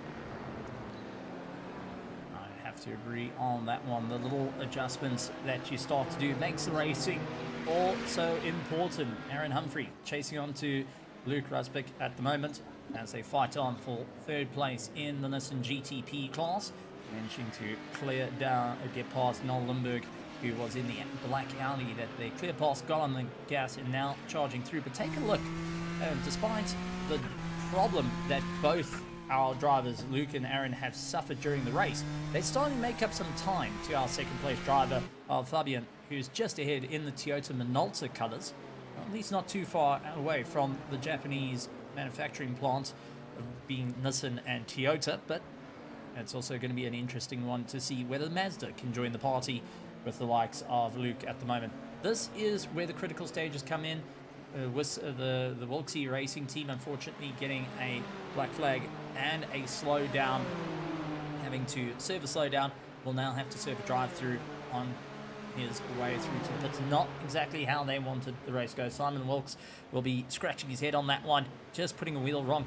But Thomas, I mean, these are critical moments where early stages of the race, you're picking up those incident points, you start getting the drive-throughs, and what that lands up doing later in the race, well, that can be a pit stop won or lost. It can be a position won or lost, and something you've seen many times before and have capitalized when drivers just pushed it that too far, scored themselves a penalty early in the race that lands up biting them towards the end. Yeah, and yeah, those incident points, that's also the problem. Yeah, you've got an off track here, you got an incident there, and those incident points, they're getting more and more, and as you close, you come to the point when you have to go to a drive-through. You can't push anymore because you're always thinking, oh no, I don't want to have one off track anymore, because yeah, when I've got an off track, I have to go to the pits. Always got to think about the game plan of what you're going to do. It's also that little thought process of once you get the first drive through, you keep looking back. That little gremlin on the shoulder that starts to chat to you and always forces you to cast your eyes off to the side. You start second guessing yourself into the corners. You start second guessing yourself on the throttle, and ultimately losing a bit of time. And Hey, Patrick, you've seen this before during the season as well. Drivers pushing that little bit harder. They land up with their first drive-through, and all of a sudden, their lap times start tumbling down because they become more self-conscious of those mistakes. Yeah. And it's also if you think, okay, I have a good I have a good gap to the guy behind me, I can chill a little bit and make it a safe run. And there are also some situations, because you are not so focused on the track, that will end up in incidents. Yeah, it's But I know Luke from our series a little bit, and when Luke has the chance to make a good result, he's pushing, because he has this race driver. You ask Tommy, and Tommy has some crazy situations with him. Luke see a gap where there is normally no gap, and he take the gap. sometimes Luke He's a race driver, true and true. Yeah. And sometimes he's a young guy, a really young guy, and sometimes he didn't use his brain, because the I didn't know in English. The other impressions are too much, you know. That's it. But he's a fine guy, and when he make a mistake, he came and say sorry, and we never have a problem with him. Yeah. Yeah. But that's the difference between a normal sim racer and a real race driver. You see that when you watch so many races like me, and I watch a lot of races from all the guys, and at the time we are searching an enemy for Josephine, but because Josephine is the killer in our series. Tommy knows that. Yeah. It's better to have Josephine in front of you, as if you have her into your mirrors. Yeah, it's not comfortable. And in the first season where Josephine starts in our series, she had a crash together with Luke, fighting for the victory, and make a pit stop and win the race. This was her masterpiece. It's going to be a bit of fun for our drivers out there, and I'm seeing that, well, young Stephen landing up with a little bit of a problem into bus stop. I think just having a venture into the pits. Vintage Endurance Racing Association running out a little bit wide, and oh, that is not going to be a fan favorite for the iRacing service. A little bit of a cut, and contact in the back. That was in. Oh Wilcox. no! So Ian came He's rushing braking too in. early, and the guy behind him didn't expect that. Ian going and finding his nose smashed, and unfortunately also couldn't quite steer the car out. Gets himself into the pits for that fast repair. Oh dear. Well, that being said, take a look as our Ardies coming into the pits. It's going to be a big one. Noel Lindberg into the pits. Mickey Friesen, Andreas Schuster, all diving into the pits. Hugh Haycox, however, still out on track, starting to see what's going on. Jan Steven, as we saw, landed up, going and having his nose smashed out. He's leaving pit lane after that little bit of repair work, and now finding himself back out on the circuit. Currently in 6th position in class, trying to catch up to Sebastian, who's just charged up the hill in the Tic Tac colours. And our top 3 find themselves in the pits, ready to go, and looking to get Ortho Jackson back out onto the circuit. Josephine Becker moving her way back up through the order, now up into 18th position overall and 12th in class, having a steady walk back up through the field after a mistake from her side, and good to see her back out on the track. Unfortunately, we've got 2 retirements out of the race, one of them being Ferrin and Jack Wells, unfortunately going and finding themselves a little bit out of the order.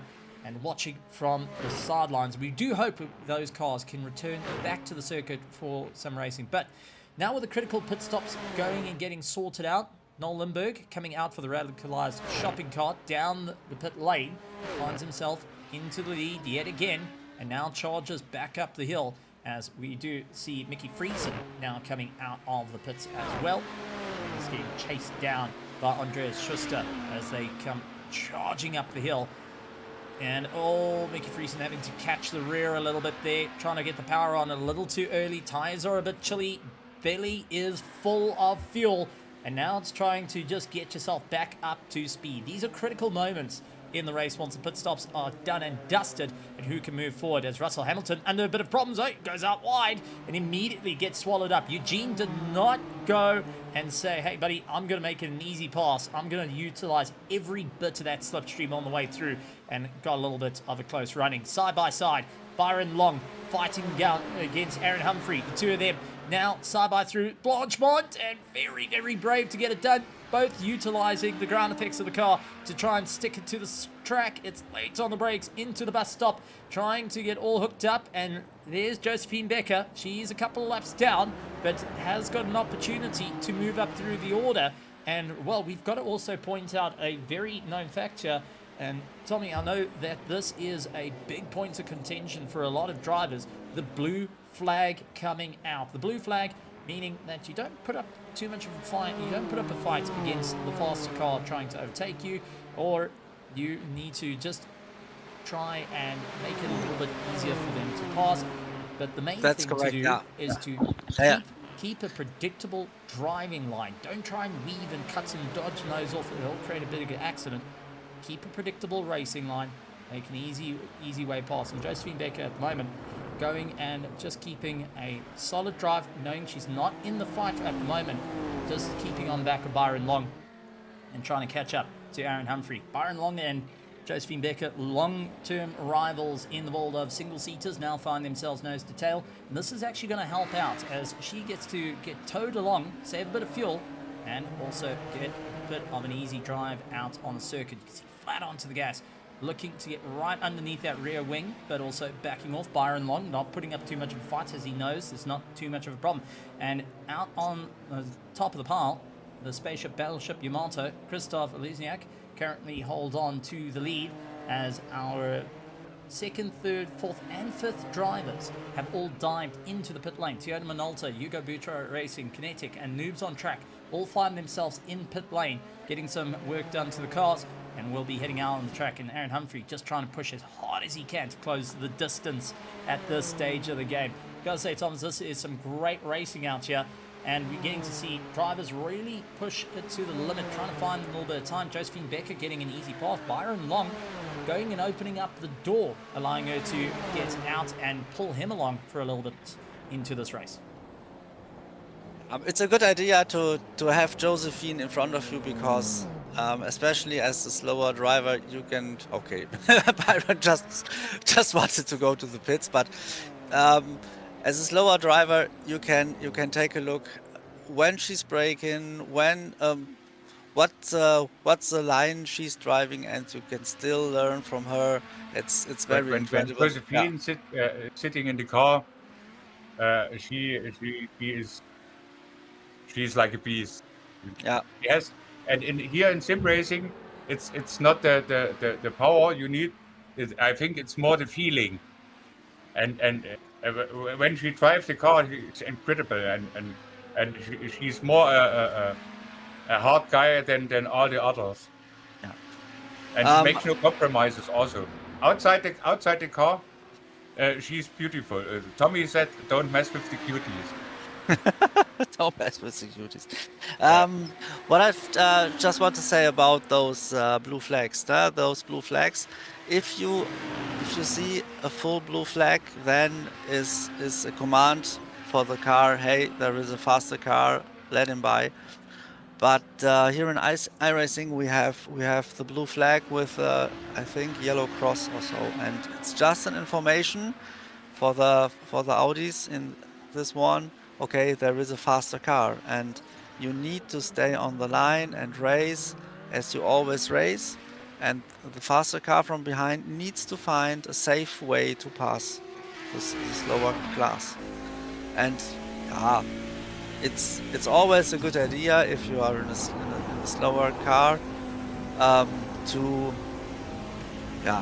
how do I say, to maybe at the corner entry you stay on a outside, so it's predictable, so the back one, the car behind can see, okay, I can take the corner. So my idea is those cars need here direction lights. You know what I say? Indicators. Indicators. Yeah, that would be the best thing that would come to iRacing, that's for certain. Come on, iRacing, Yeah. bring us the indicators. Well, the Audis don't really have indicators, but hey, it's worth a try. But I have to admit, having that little bit of pointing where you're going to be, the use of the indicators showing where your car is going to be, not where they need to pass you. So if your indicator's to the right-hand side, you're right, they need to pass on the left-hand side.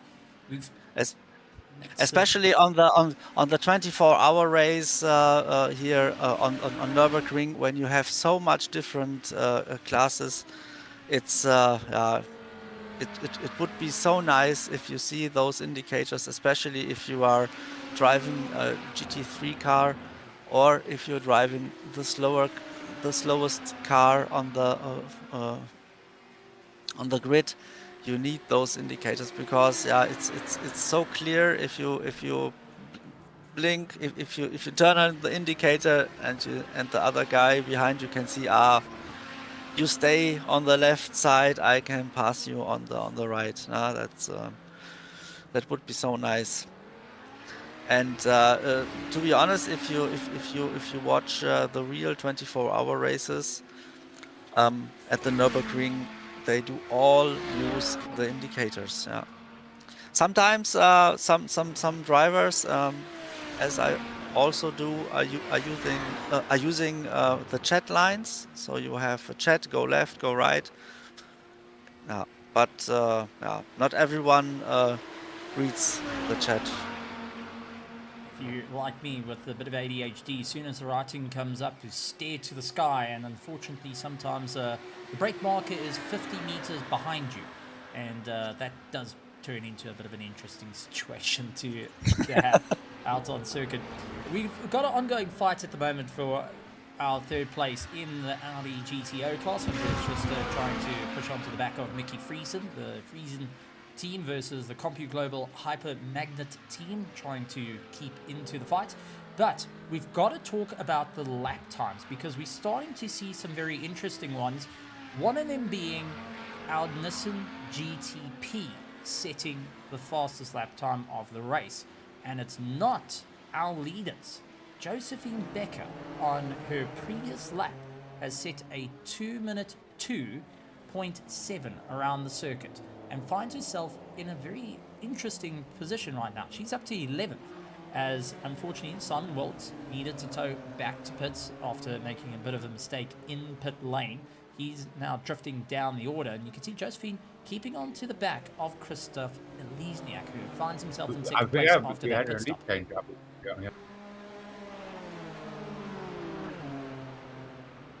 So Aaron Humphries out in the lead, but only just by the skin of his teeth. Christoph chasing down in second place, finds himself trying to pick up the pieces, and Josephine, who's so far the quickest of the GTPs, finds herself a little bit further up the order. Now, we've also got to talk about our Audi GTOs, because we've been seeing some impressive times coming out from Noel Lundberg, who managed to set the fastest lap time in the class of a 2-minute 17.0.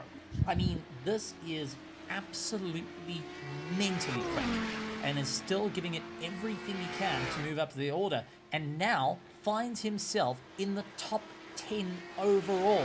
So not just leading out his class, he now finds himself in a very valuable position of a top 10 overall in the Audi GTO.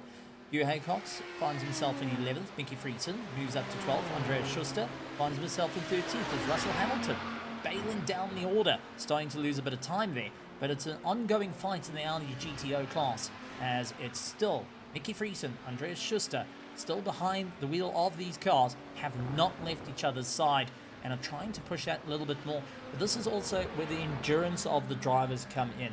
And this is what we've seen throughout the season. Drivers that can maintain the pressure or soak it up as we heading into now 2 seconds ago.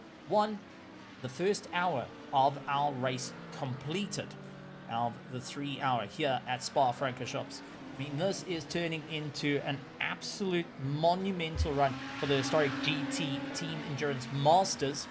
And unfortunately, we have got 2 retirements. We'd like to see them getting back behind the wheel. Actually, may have 3. Ian Acox, I think, is out of the running as well. So we've got some drivers out of the race that we would love to see getting back behind the wheel. There's still every opportunity to do it for the next 2 hours to go and find it out and get themselves at least some of the valuable points needed for the championship. Patrick, your thoughts on this? Yeah, I think we had a very good race until point. It's sad that two drivers didn't drive anymore, but the first hour was more I think more a short race than an endurance race, and I think next hours it will be going on. Aaron locking up, Yeah. loses control, and now gets swallowed up by the Audis. He was just overtaking. Christoph got into the back of him. Apologies for jumping in there, Patrick, but we are in for a bit of a fight, and I think Aaron's starting to feel the pressure. Once again, going late on the brakes, he gets right into the back of Andreas Schuster, trying to get the drive out of the corner, and now finds himself with Christoph right into the back of him as they're heading towards Eau Rouge. It's going to be a big move down the left-hand side for Christoph. He knows he wants to keep the fight. He wants to keep on the back of Aaron and saw an opportunity that was right for the taking. Now fighting his way through, defending the inside. The What Apex Racing now under pressure from the Space Battleship Yamato. Started out in first, finds himself in second and giving an absolute charge. Nose to tail they go, not leaving each other's side. And now the fight for first place in the Nissan GTP class goes and retakes a new shape in the second hour of this race. Absolutely mental, and I do think it's now going to be an interesting one. Christoph and Aaron are 2 drivers that will fight for every inch of space on this track. They also fight for the complete championship, and I think with the repaired car, Aaron flies. This was the most interesting fights in the last races. At the moment, Christoph leads the championship, but Aaron is not far behind him. He has a little bit bad luck in the first race. He had, I think, he had an incident in the last laps, and that's why he lost a few points. But until the end, it will be a hard fight between both of them, I think. One as getting caught out by one of the Audis, and it sees Aaron into the dirt. Josephine Becker now finding out it's a lockup coming in. There was contact. I think they had a contact. Yeah, there was the Audi. Whoa. The Audi is struggling. Oh, Jaycox. Jaycox is the father or the son, Tommy? Huge and Iron are one family. One is the father and one is the son. Oh no! Oh, what happened there? I think he was too fast driving in the pit, and I didn't know exactly what it was. Yeah. I think a little bit of frustration coming in.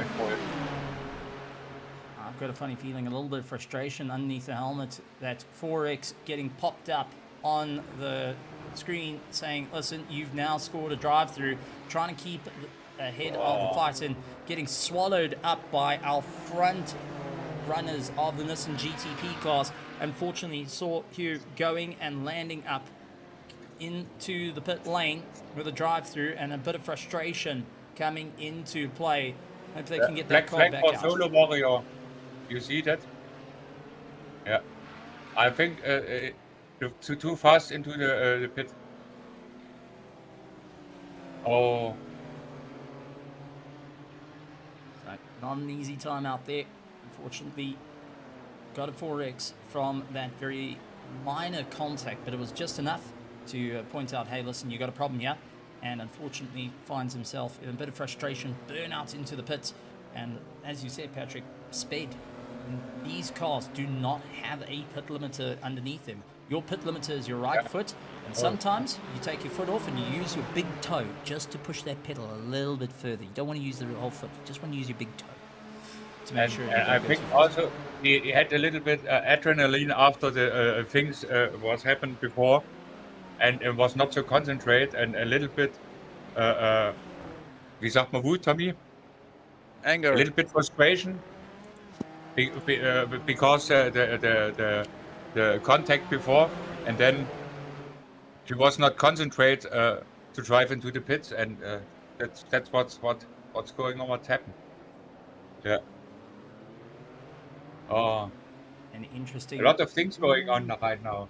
As quite We have a bit. more than we have nearly 2 hours to go from now.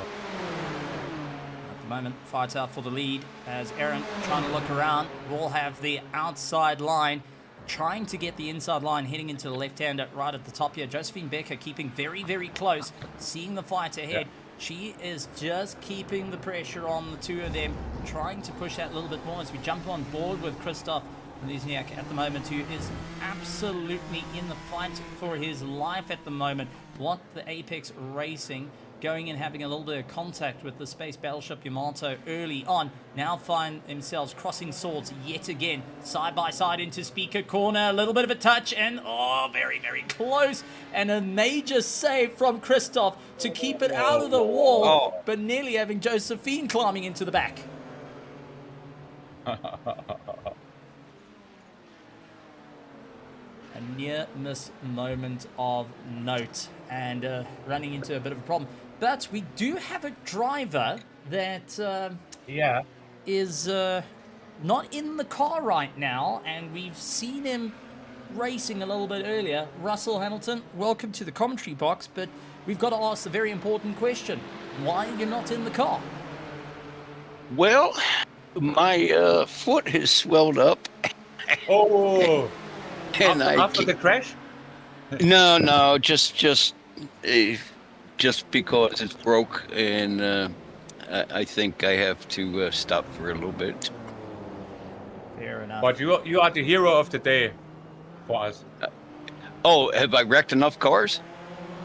No. You are starting in every BTR TV race since we started together. In every. You and Wolfram. Yes, that's why I started today. I couldn't break my streak. Yes. I love the series. You are one of two BTR TV legends. Well, I wouldn't call it a legend, but Well, when you I'm build the Hall glad. of Fame, you are one of the first drivers who are in there, I think. Yeah. well, I'm glad to take part in it. It's a lot of fun.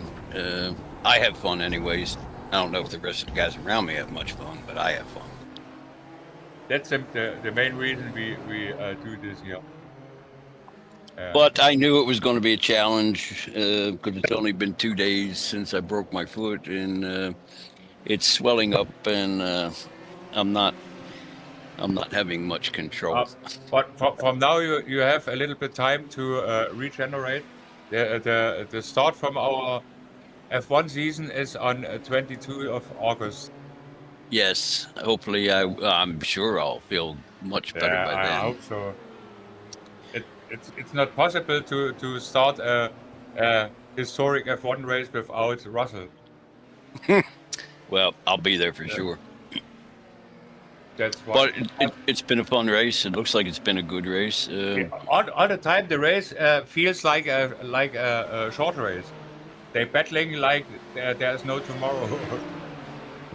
Yeah, and I made my share of mistakes today. We saw. Yeah, it wasn't intentional. Yeah, for sure. Got to pour one out for everyone out there. Russell, we've got to ask the question though. How is the circuit at the moment? It's incredibly hot from the track temperature, and you are in one of the fastest cars well, I would say one of the fastest sports cars that we've got here on the iRacing service. How was it out? Cold tires, cold brakes, and an extremely hot circuit. Well, I'll tell you, with the cold tires and the cold brakes, it felt a lot better than when it was getting very late in the run. I was losing the rear tires. They were just so hot, overheated. And it was probably my driving style, but I was more comfortable when the tires were cool. But it is hot, and they are sliding now. The front end grip's good, but I'm losing rear grip like mad. That being said, finding through the traffic not the easiest out there. Going and catching up to the Audi GTOs. These Nissans are incredibly quick. The Audis going and being 10 seconds slower does turn into a bit of an interesting situation. How far ahead do you need a plan before you can start making a move onto any of the Audi GTOs that are also fighting within their own class? They're sticking in for a hell of a fight, and sometimes makes it a little bit harder for them to see the mirrors. Well, they're doing their thing, and rightfully so. There's a few times I was trying to, as I was catching them, I was trying to see what line they were running to where I would make my choice. And there was probably at least 2 times, as you probably saw, I made the wrong choice. And but the closing rate and the braking rate is incredibly different. And I ran all over 2 of them just because I guessed wrong. And my braking rate, I don't know, they seem to brake a lot more nimble than my car could, and maybe it's the speed that we were carrying. But I had planned to make an inside move on one of the drivers. I can't remember who it was, and I just couldn't get the car slowed up. And another driver I came up on, the closing rate was so big, I was going to try an outside move because I thought he moved to the inside, and I made the wrong choice. But at the time you make that choice, because the speed's so different, it was a total mistake on my part. Always a tough time out there. Racing is all about trying to figure it out and ultimately push on. Well, before we go and say, enjoy a little bit of downtime to rest the foot after a bit of a chaotic start to your race. Anything you would like to say to everyone out here on Black Tree Race Crew on the BTR TV, to all the drivers out on the track, the teams, and anyone that's looking to get involved with racing here to be a part of the amazing historic action? Oh, I'd love to see more guys get involved in it. I don't think they realize how much fun this is. The guys that I'm racing against. We have an incident. That was The 3 Stooges. Just went and lit up the rear, unfortunately, and into the wall as our leaders came on by. Not quite what he wanted to have. Well, to finish what I was saying, the guys that I'm racing with, they incredibly talented guys. They really are good, all of them. And I'm getting up to speed with road course racing. As you know, I'm not the best road course racer, and that's evident by my performances. But I would love to see a lot more people get involved in it. It's a blast. It's a great series you guys have come up with. Your broadcasts are awesome. It's a lot of fun to watch. It's a lot of fun to participate in. And as the races go on, I learn. I get a little better each week, and that's all I care about. When you get to be my age, it's more fun to improve each week. I think my days of being a front runner, due to my age and reaction time, they're probably a little past me, but I'm having a blast. Russell, so please tell us, how old are you? I'm 65 years old. 65, yes, man. But That's incredible. and not to make excuses for myself, I've had a stroke a couple years ago, and I'm still, believe it or not, it's been 5 years. I'm still improving my reaction times. You also had a wild life, I think. What's that? I think you also had a wired Razor's life. A real Razor's life. Yes. Sometimes we talk together and I think it's Guys? a little bit like mine. Oh, we have the next Razor here in the channel. No, I just got a question. Können wir kurz runtergehen, Patrick, ganz kurz? Ja. Wo bist? Okay. I'm back in. Okay, Luke just asked Patrick if they can change the channel. It will be interesting what's being discussed there. It's been Okay, unfortunate. but Russell, still, it's very nice to have you, and yeah, shit happens in every situation, but it's still cool to see you every race here on iRacing. Yeah. Okay, the team from Luke has a drive-through, and they asked me if they can make a pit stop or not during the drive-through. But when you make the pit stop during drive-through, it didn't count. No, you still have to do the drive-through. Yeah.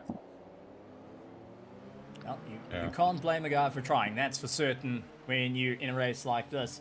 Well, that being said, Russell, we wish you a speedy recovery and looking forward to Yeah, your we need you in 3 weeks. I will be there in 3 weeks for sure, and I'm going to jump out, let you guys do your thing, and I'm going to watch my other teammates. Hopefully they can get a podium.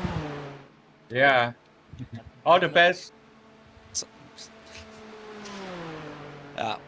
And you can watch us on YouTube later if you want. Is it streaming live now? Yes. Yes. It's Yes, streaming sure. live now. I do believe I'm going to all jump the in. time you are live. Oh, good grief. Sorry about that. Oh, Say nothing hello happened. world, you're here. If something happened, I push the button. You got a 7-second delay.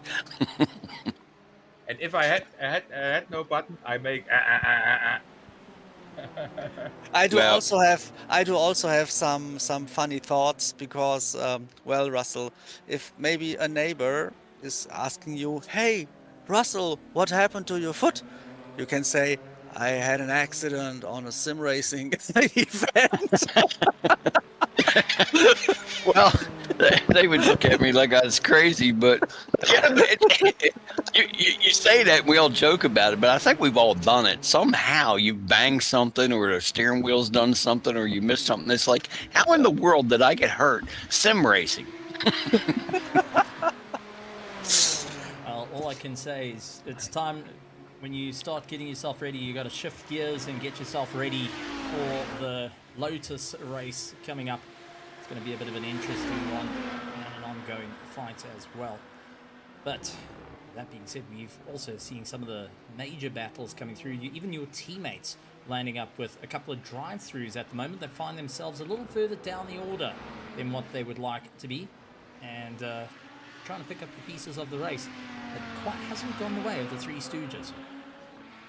No, and one of the reasons, being as my foot, I had the situation with breaking it. I back out of the situation today because in practice, leading up to the race, Wolfram and Ugan, they were fast. They were really fast, and I really thought they had a chance for a podium or possibly could get up to win. So I told them I think it would be best for me to step away today. But I also still wanted to race, so I attempted it by myself, which that wasn't the smartest move. But yeah, they've had a rough day. They really have had a rough day, and it's uncharacteristic of the both of them because they're terrific teammates and they're terrific drivers. Hopefully luck turns round as the race continues. To find it out, we've got a yellow flag that came out for Helmut Weber, unfortunately finding himself into a bit of a problem for the Hugo Bertrand racing machine out there in the Mazda colours, and it looks like he just lit up the rears coming out of the bus stop and managed to just save the car from the wall, but not exactly what you want to do with those set of boots. Drivers going and finding out a few problems out on circuit, not having the easiest time out there. Now, we've seen some ongoing fights out on track, and that's so far between Aaron Humphrey and Christoph Lusiak that are right onto the back of one another. Josephine Becker trying to close up the gap as well, as it does look like a yellow flag coming out, or a meatball flag coming out for Hugo, landing up with a bit of damage to his car, and will be trying to get that into the pits. So picking up a bit of damage somewhere out on the circuit, and not what Hamlet wanted to deal with at this stage of the game.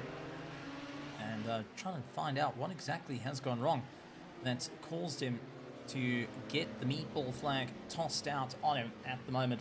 He's getting hunted down by Jason Kennedy as well, a driver that's had a bit of a difficult time as the race has gone on. The Noobs on Track team have been trying to pick up the pieces of their race that hasn't gone and swung in the way. From lockups to spins, they've been fighting it out tooth and nail, now finding they can launch themselves into the top 5. The Noobs on Track managing to get on by. And for the likes of Helmut Weber managing to decide to back off and rather let them go as we jump on board with Jason Kennedy to go and fight it out. You can see really leaning on the power, trying to get the car shifting around as much as possible underneath him, looking for any bit of grip possible out on the circuit, and leaving the Hugo Bertrand racing machine in the dust to go and find its way into the pit lane. But we also got a problem coming in. Byron Long once again landing into a bit of trouble, and the Northern Winter Racing Red under braking. Oh, it's going to be the bus stop yet again, trying to get the car sorted out. In, and unfortunately going and spins the car out right in front of the sister car, Northern Winter Racing, suddenly going and having a bit of a radio talk between the two, saying, listen, that was a little bit too close, try and keep it out on track that little bit more. This is always the part that gets a bit tricky out there, Thomas. I mean, when you're trying to push that a little bit harder into the race, we're seeing drivers doing everything they can to make up a bit of time, but the mistakes are getting bigger and bigger and bigger. The drivers are starting to feel that little bit of pressure coming in. They're starting to feel the aches and pains. You start trying to think of what to do next. And a lot of these drivers being over in Europe, it's been rather warm compared to other parts of the world. It's been making things a little bit more tricky for those in the sim rig. Yeah, that's correct. And you have to imagine that, well, I think the track temperatures are getting hotter and hotter, and you also do have the race build up from the tires, and if you are a little bit offline while braking, well, you have different grip situations on the left and the right of the car. These are, yeah, how do I say, all the little things you have to imagine, and yeah.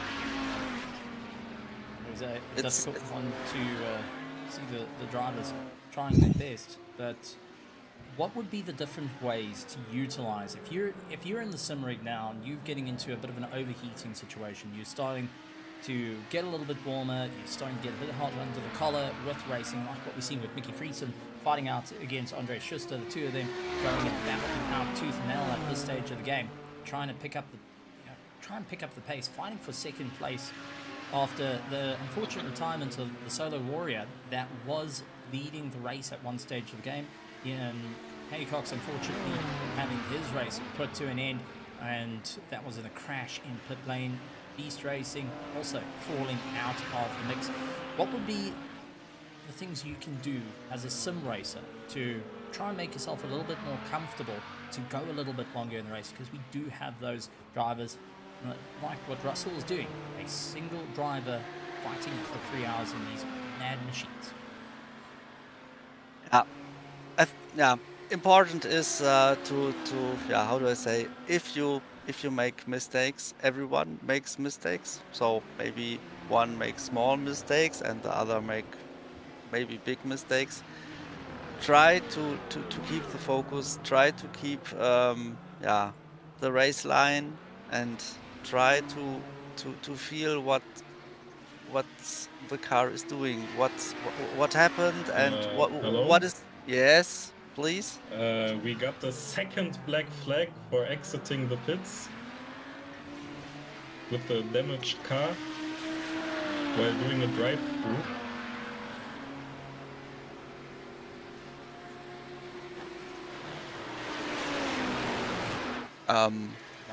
Okay. I would presume that would be for speeding in pit lane, either on entry or exit.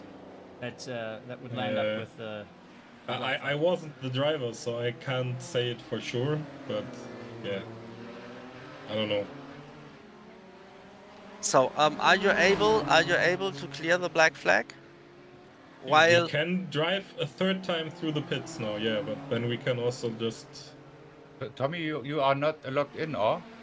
You It are admin. doesn't matter. It doesn't matter. Also, yeah, Steven is an admin. We are out of the race anyway, so it doesn't matter. no. Please do a drive through. Okay. I think it would not be fair to Yeah. clear a black flag. I can't see what happened. Yeah, I'm also not 100% sure, but yeah. Okay, thank you. Okay. As we heard there, Luke having a little bit of a problem drive-through coming into play. We've got an ongoing fight at the moment. The What Apex Racing machine still under pressure from the space battleship Yamato in second place for the Nissan GTP. Toyota Minolta holds on to third place with the Kinetic in fourth. Noobs on Track holds on to the top 5. Northern Winter Racing Red in 6th with Hugo Bertra Racing in 7th position at the moment. Northern Winter Racing Blue followed by the Three Stooges, and right into the top 10, one driver that threw in the towel early on. Josephine Becker for the Totoro Racing now finds an opportunity to go and move up through the order and also into the points. Looking at our Audi GTO field, it's the radicalized shopping cart into first place. Second is the Compute Global Hyper Magnet team in second, going and charging with Friesen chasing down in third. Sebastian for Bessie Racing in fourth place. The Vintage Endurance Racing Association finds himself in a very positive position, the top 5.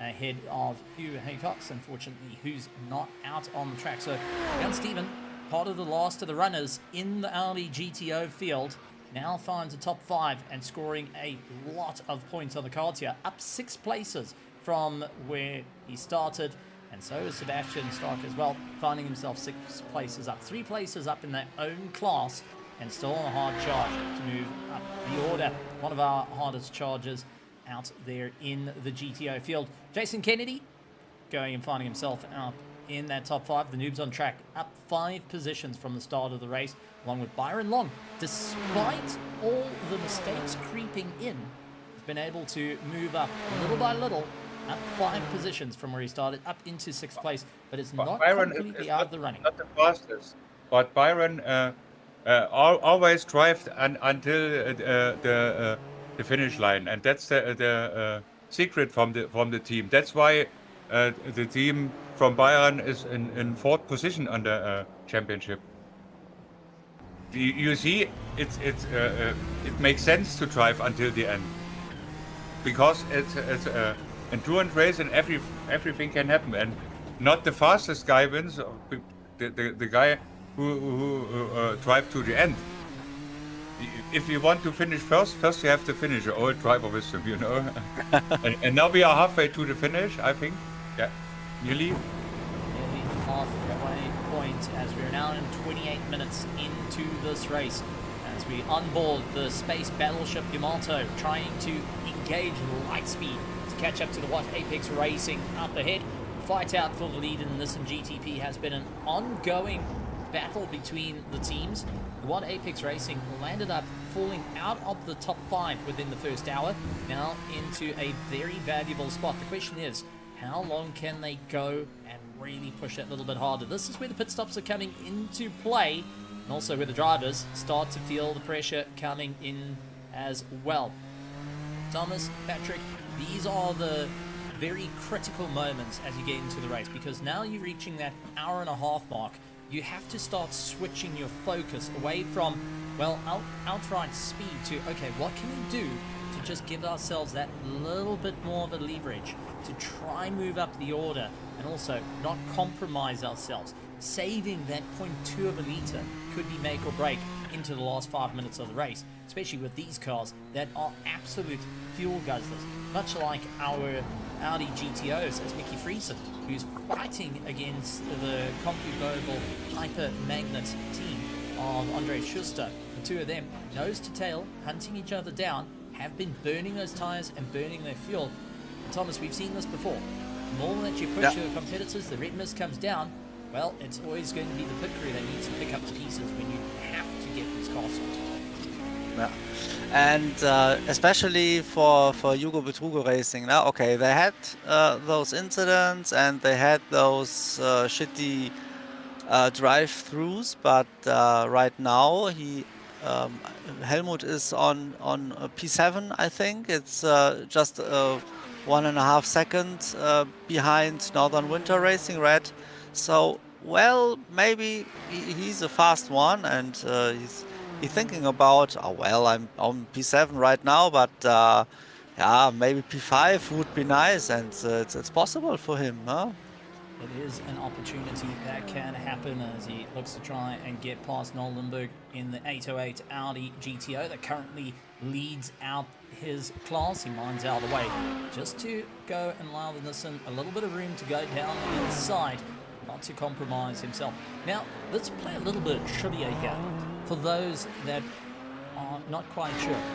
Renault, the sponsor, out on this car, one of the most famous liveries from Le Mans, on the Mazda 787B that took Mazda's first ever win in endurance racing with an unconventional motor after dozens of setbacks with it. What do you think Renault is? Without Googling it, what do you think? Okay. I would say it's closest. Because of the, it looks like, ich weiß nicht, stitches? Is it stitches? I have to Google stitches. Fair enough, fair enough. Patrick, your thoughts? Yeah, What do you think? I also think so.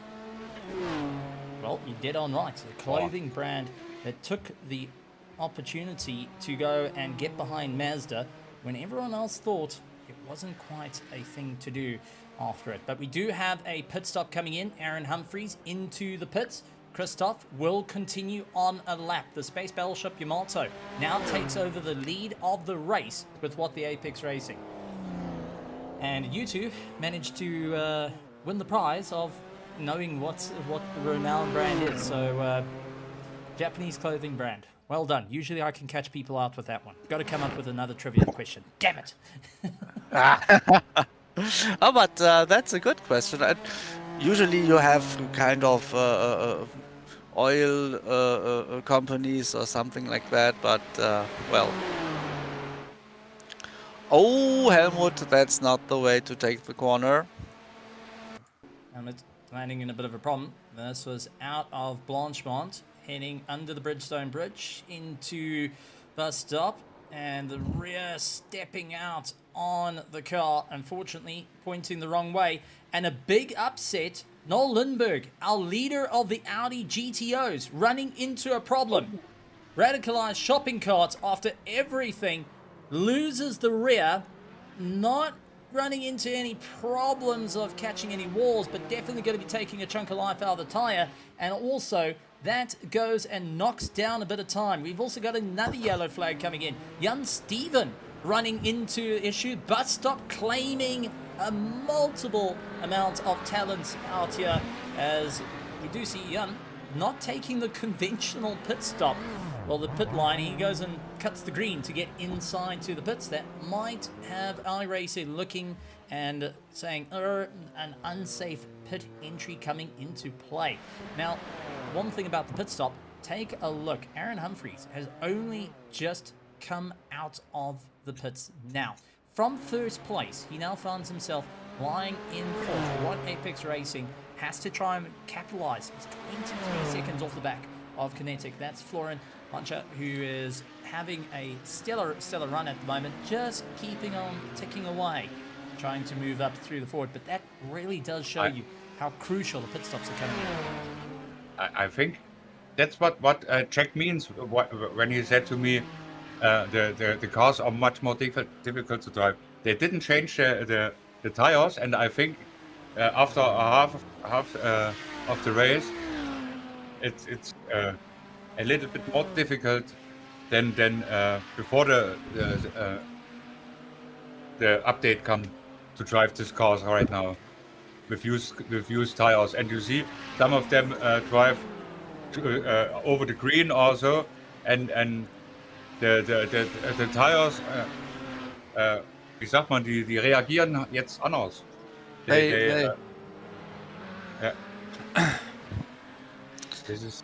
I think this is what Jack means when he said after the iRacing update, it's much more difficult to drive these cars. Usually, I would say after half of the distance, you need to change the tires. Do you think that they still drive with the first set? I don't think so. No. Can be a possibility as another big upset. We were just keeping an eye on Mickey Friesen. He was chasing after André Schuster, who into the bus stop. André, the championship leader here. André Schuster. Yes. He lost the car by his own. Yeah. Break. That's half a kilo of rubber has gone from the tires on such a spin, yeah. Not quite what they wanted. Noel Lindberg coming into pit lane. First time dropping out of the running. Mickey Friesen takes over the lead for the Friesen team. And chasing him down, the Country Global Hyper Magnet SimSport 2 team. Try to say that 3 times fast. Currently finds himself in second place. The Radicalized Shopping Cart down into third, trying to get sorted out. Sebastian Streich of the Bessie Racing going and making his way through Blanchemont, heading into the bus stop. We'll be trying to close up that little bit of time to see where exactly he can come into the race. Always a difficult time out here, as we've now gone past the halfway point of the race, and drivers starting to feel that pressure going and building up yet again. But we've been seeing some interesting battles for the first hour. If you're just joining us, welcome to the channel. It's absolutely wonderful to have everyone here for the Historic GT Team Endurance Masters, and right here at Spa-Francorchamps. It's been an incredible first hour for round 4 of the championship, and we've seen multiple mistakes falling into the bus stop chicane, and some drivers landing up with a bit of a painful impact. Those couple of drivers have retired. We do have one of the drivers we spoke to a little bit earlier, and that was Russell Hamilton, who unfortunately could not continue due to medical reason of the foot was swelling up. He was still able to go and put his foot down. We've also seen the rejoin of Josephine Becker rejoining the race after throwing out the towel.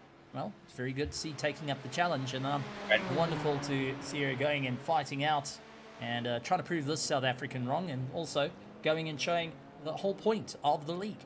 It's all about sticking in, it's all about learning, it's all about moving forward, and at the same time, if you see the green, you've got to see the checkered. You've got to see it through to the end to capture some of the points. Byron Long into the pits, Mickey Friesen, Andreas Schuster into the pits, and that means that Noel Lindberg will be finding some time to try and claw his way back into contention. Now in 38 minutes done so far. Patrick, your thoughts on the race at the moment and how these drivers have been pushing themselves more and more out there, trying to find any bit of time. I all the time watch Josephine, and I see what you talked to her a little bit earlier. It makes a lot of sense because he's only one lap behind the next guy, and he's a lot more faster than her enemies. And I think maybe top 5 when she drives to the end is possible for her. And you see, we are halfway to the finish in an endurance race, and it feels more like a sprint race because all the time something happened, and The grid is increasing. We have some drivers are disconnected, but wie sagt man, die Spannung bleibt, Tommy. It's still enjoyable. Yeah. Exciting. It's still exciting, and every time a lot of things happen. Yeah. And when it's possible for you as a not so fast driver and you make no mistakes, like Thomas Willershausen we have in the picture here. Thomas is not the fastest, but he's a very clean driver, and that was the secret in the last races for the team. They are not the fastest, but they bring the car over the finish line. And when you bring the car over the finish line, you have a lot of points. We have the MotoGP pointing system. That means P1 till P15 get points. And when you're driving till the end and 10 cars are over the finish line, but you are finished last, you have a lot of points for the championship. Yeah. Change out for positions. Endurance means you must driving to the end, no matter what happens. Sorry to jump in there. A change up position. Northern Winter Racing Blue. Cleaver moving down the order as we did see Eugene managing to move up. But I do want to point out to a driver that, well, is back out on track and he's putting his best foot forward.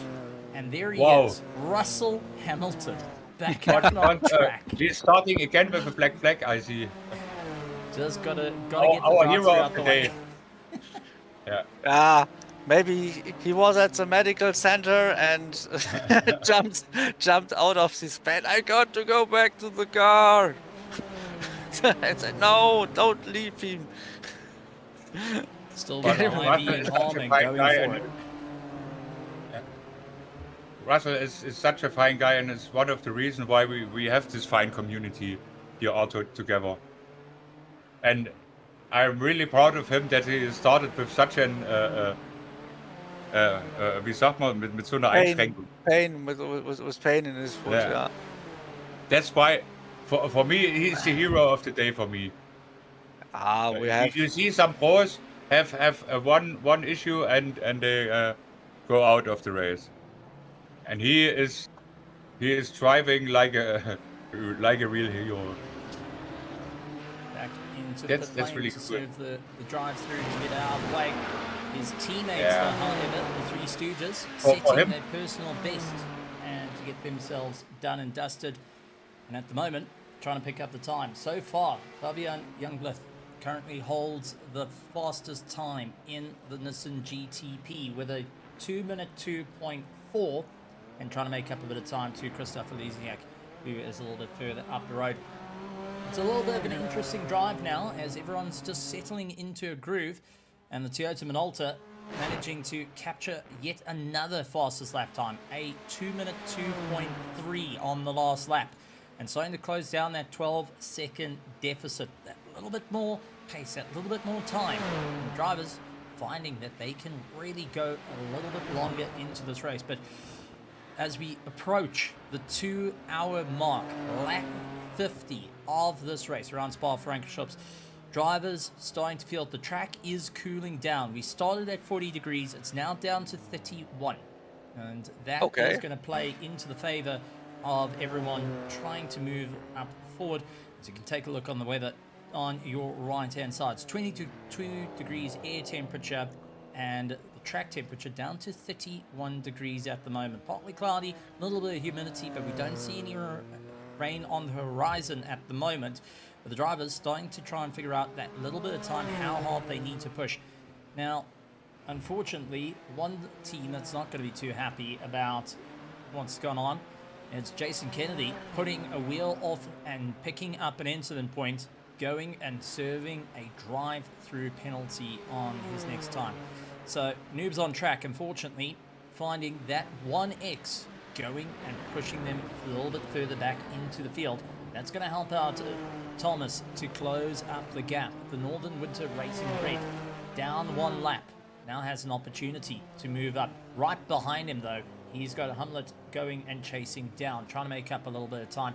Unfortunately, not going to be the easiest of battles to get past, but he's most certainly going to give it his try. Hugo Bertrand racing in the Mazda colors, now finding an opportunity to see whether a top 6 or possibly a top 5 is on the cards. Yeah, I would say top 6 is accessible because if you take a look at the lap times, Thomas Wullershausen on the last lap did 2 minutes and 7 seconds, and Helmut Weber is he has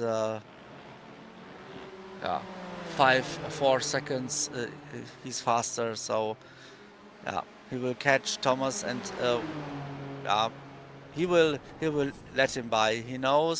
Thomas knows that he's not the fastest. Oh no, come on.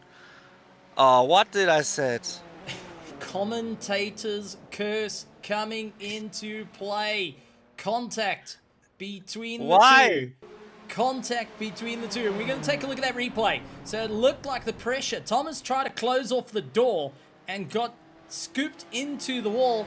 Hamlet tried to move past. Thomas tried to shut the door. Nowhere to go. Yeah. Oh, that is a monster blow. And unfortunately, Thomas just finding himself back out on track and having only a handful of laps, now finds himself back in the pit lane. They'll need to use a fast repair to get that car back out and going. It does look like Hamlet, however, looks to be just fine with his drive, but yellow flags coming in for Kaliber Bortro at the moment. The Northern Winter Racing Blue. So we've had the red running into problem, and it looks like blue also having a bit of a moment into bus stop, rotating the car around and not quite having an easy time. Managing just to try and straighten the car up. We'll try and swing the car back. And instead of going to the right, opting to go back onto where the racing line is, go 1 corner back instead of taking the slowdown. A bit of an interesting call there, but for the Northern Winter Racing, not the race they've been looking forward to, and will be having to pick up the pieces of their run. The Space Battleship Yamato into the lead. We've just seen the Toyota Minolta team with Fabian Youngblith behind the wheel into the pits. The What the Apex Racing trying to close up the distance after a crucial pit stop. Foreign into the pit lane as well for the Kinetic Racing. Jason Kennedy comes bailing into the pits as well to get the car sorted out. And we will see drivers now starting to consider their stops, and how many times they've ventured into the pits is definitely going to be sitting on the cards here. This is when you start to count, and if it becomes more than your one hand, you know you're in for a bit of problems, and you start to lose a lot of time out there. So the drivers trying to see what they can do. To be honest, I'm feeling so sorry for Thomas Wullershausen. Sometimes I don't know what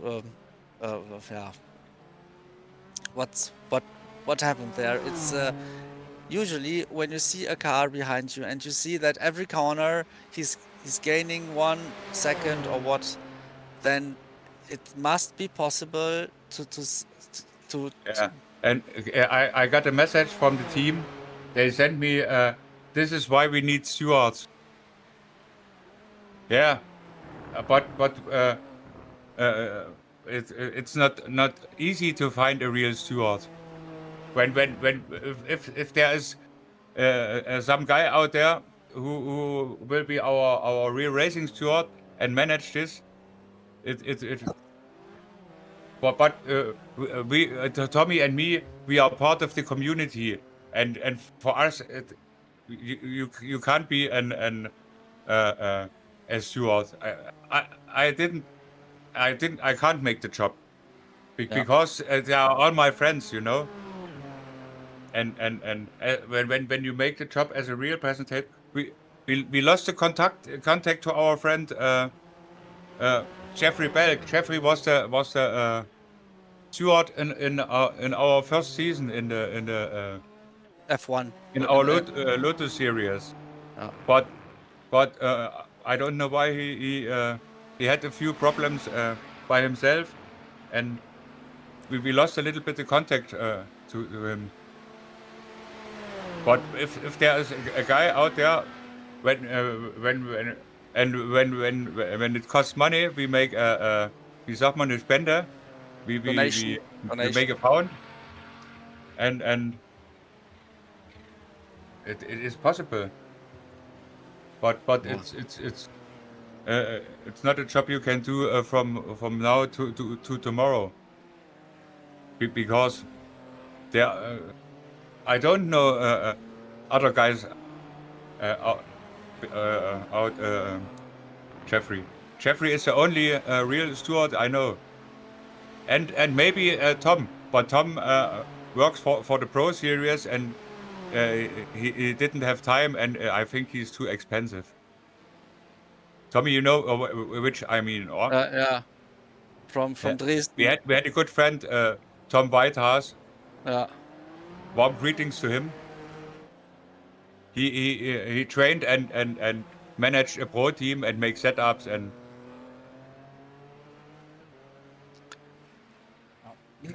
That being said, at the moment, a big event has just happened. Aaron Humphries, for what the Apex Racing, they've landed up scoring a black flag, and we did see them come to a stop out on the track and get towed back to pits. What was a fight for third now finds themselves down the order due to a speeding in pit lane. So a little bit too fast out of the pits, landed up with a black flag. It would have been a drive-through. Unfortunately, drivers not finding an easy time out there. And, well, talking about not having the easy time, Russell Hamilton going and running into a bit of trouble as well into Les Combes. So giving it everything he can, the Breaking Bad foot, tried to go and brake as hard as he could, and unfortunately locked up the rear. And just a slight, I would give that about a 4 out of 10. What would you say, Tom? I mean, it's okay. Oh, it looks good. Yeah, nice for the crowds. There we go. Just got to put on a bit of a show, broken foot and all, putting his best foot forward and having a bit of fun out there. So we're starting to see some big movers and shakers into it. The Vintage Endurance Racing Association finds themselves into pit lane serving a drive-through penalty for the Audi GTOs. We've just seen what the Apex landing up into a problem. We've also got the Three Stooges with a bit of damage on their car that's needing to get some repair work done.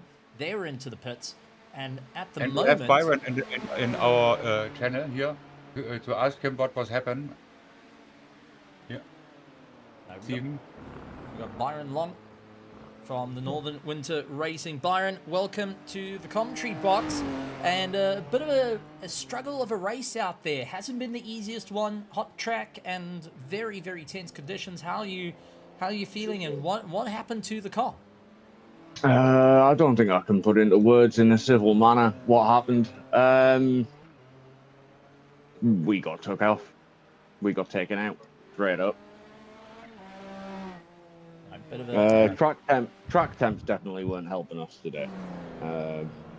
During practice, track temps were a lot cooler, but Byron, I told to our viewers, it's not so easy to find a real race director, because we lost a little bit the contact to our friend Jeffrey. You know, and for me and Tommy, it is not the right job, because we are all friends in the community, and this is not the best way to make it. You know? Yeah, it's ridiculous. It's ridiculous. I just take a look on my end at the incident, and yeah, we have to discuss this one later. It's awful. I'm totally with you, Byron. I think overall driving stand has been pretty shoddy today, because there's been times where I was getting held up by back markers, and for that to happen, it's just the tip of the iceberg. It's a bad night for the team. But I think it makes sense to drive to the end, because the grid is not so big, and when you and everything can happen in the last hours, and every point counts. You know.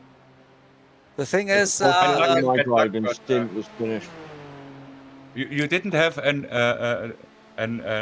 fast repair. For some reason, we didn't get the quick repair. It was selected, but we didn't use any. But Just a bad end of the night. all the best, buddy. I tried to contact Jeffrey and try to find a real race director. Okay, but at the moment, the rules are iRacing manage it, and that's, you know. And also Helmut has no place to go anywhere. Was a little bit behind you, but nearly beside you, and No, the move wasn't long. He didn't have the overlap for that corner. Okay, thank you, buddy, to coming here yeah. and talk with us. Right. And all the No best problem. to Thomas. I know what's going on with him right now. Yeah. But oh well. He also had bad luck in our other series. That's why he left our series. And I hope the best for the rest of the. Oh well, luck has to catch us sometime. Anyway, have a good evening. have a good evening, Byron. Yeah. Ciao. Byron Long not having an easy time out there. The team, unfortunately, finding themselves in a bit of an accident out on the track into Blanchemont. Carrying on with the race, though, they've still got the sister team out on the circuit trying to make their way up through the order, currently lying in 7th position. However, as we head towards the second hour to be done and dusted, it's back up to the front for the space battleship Yamato out in first. We've got the Toyota Minolta out in third with the Kinetic going and chasing down in third place, trying to move forward and seeing what exactly they can do to ultimately stay towards the sharp end of the order, and will be looking to try and get themselves onto the podium. A little bit further down though, Nolenberg goes and finds himself up into first for the radicalized shopping cart in the Audi GTO.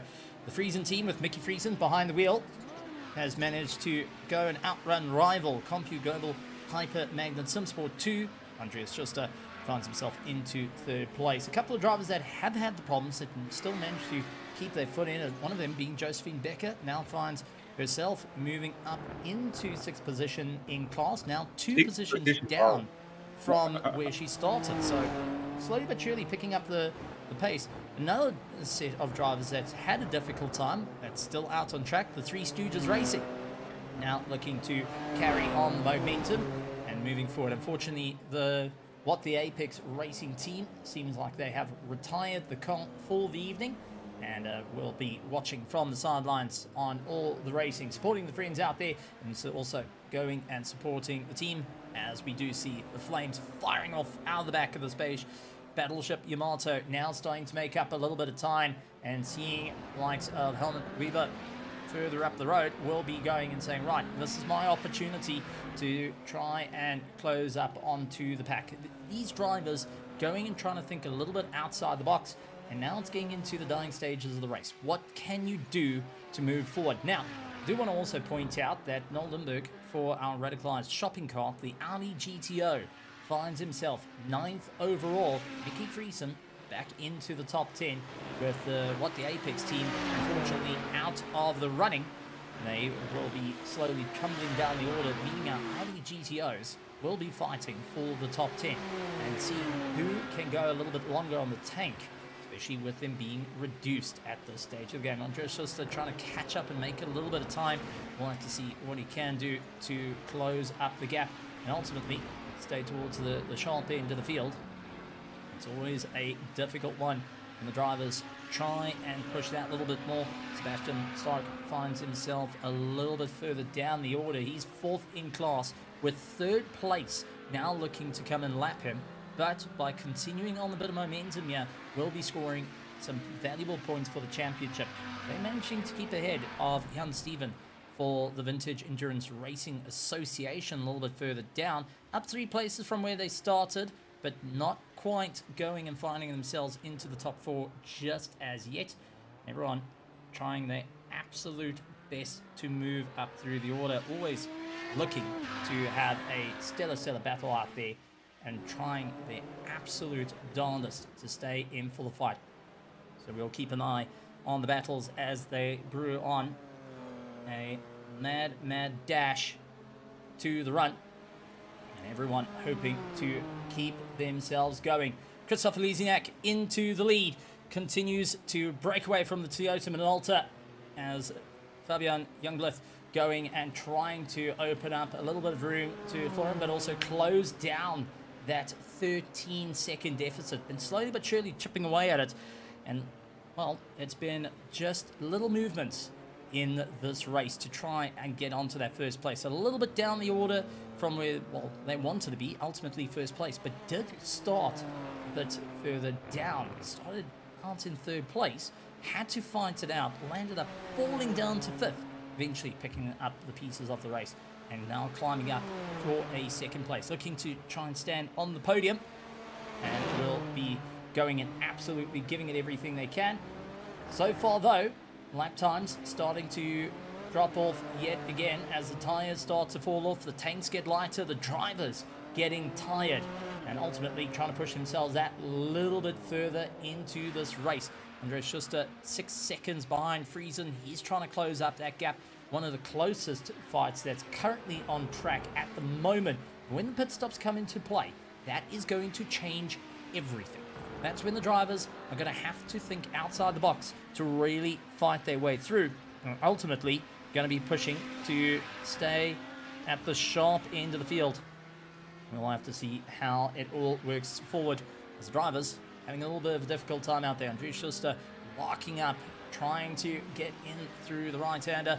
Now into speaker corner, throws the car in, puts it on the power, gets a little bit of a slide on the exit, but absolutely hoping to keep on a solid run at the moment. Aaron Humphries, unfortunately, after the Apex team looking like they've retired for the race, slowly to slip down, and we're starting to see the Audi GTOs slowly but surely being the consistent cars, making their way back up the order, and from being laps down, now finding themselves in very valuable positions overall to go and say, well, I managed to beat out some of the faster cars on the iRacing service, with something that most drivers don't really want to jump in behind the wheel of, the Audi Quattro system, the 4-wheel drive that can absolutely go and give it horns, battling their way through.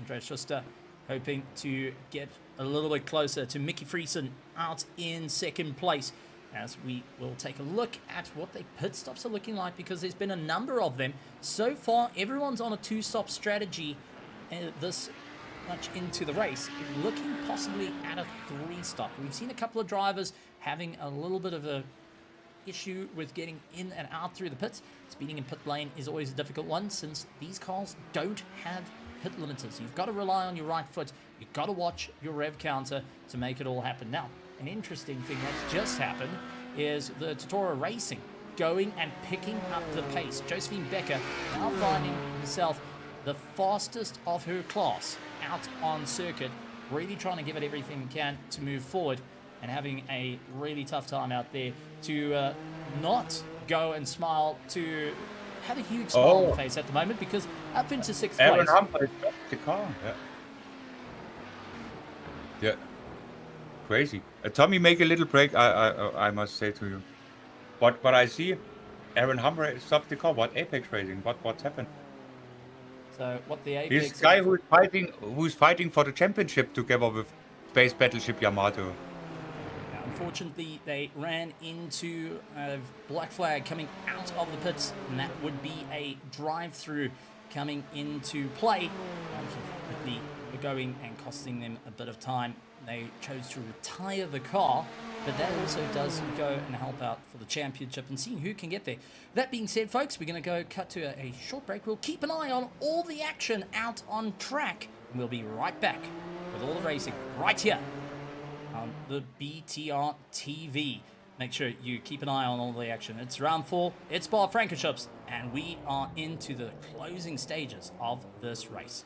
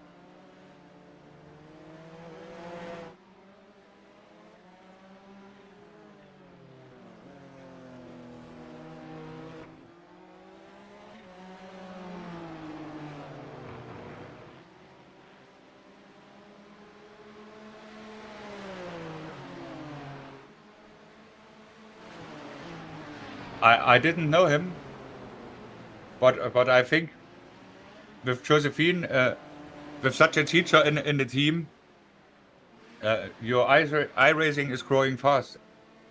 I think so. Now we have a little bit more than 1 hour left, and let's see what's happened in the last hour. Wow.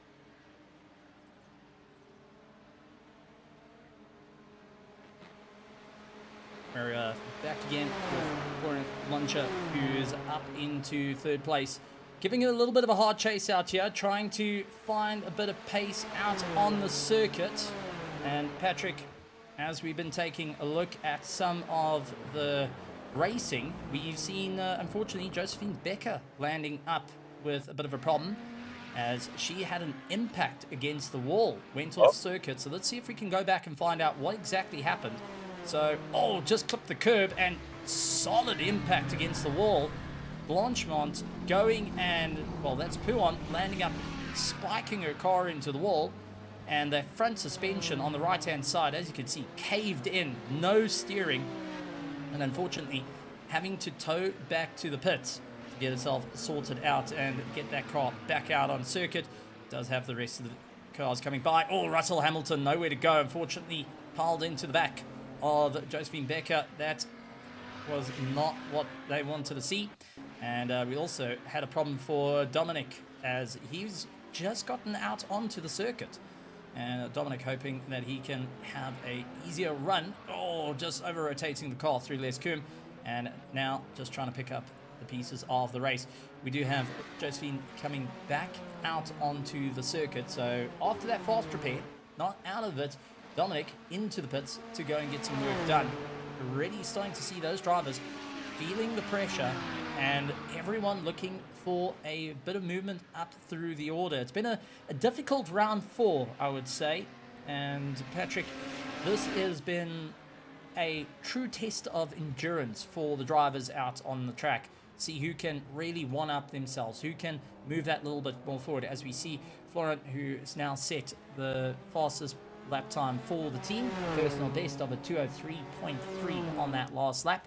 Now trying to also go and get a little bit more pace. Currently lying in 3rd place, but trying to close up the gap, as each of the drivers all trying to fight out and vie for the top 3.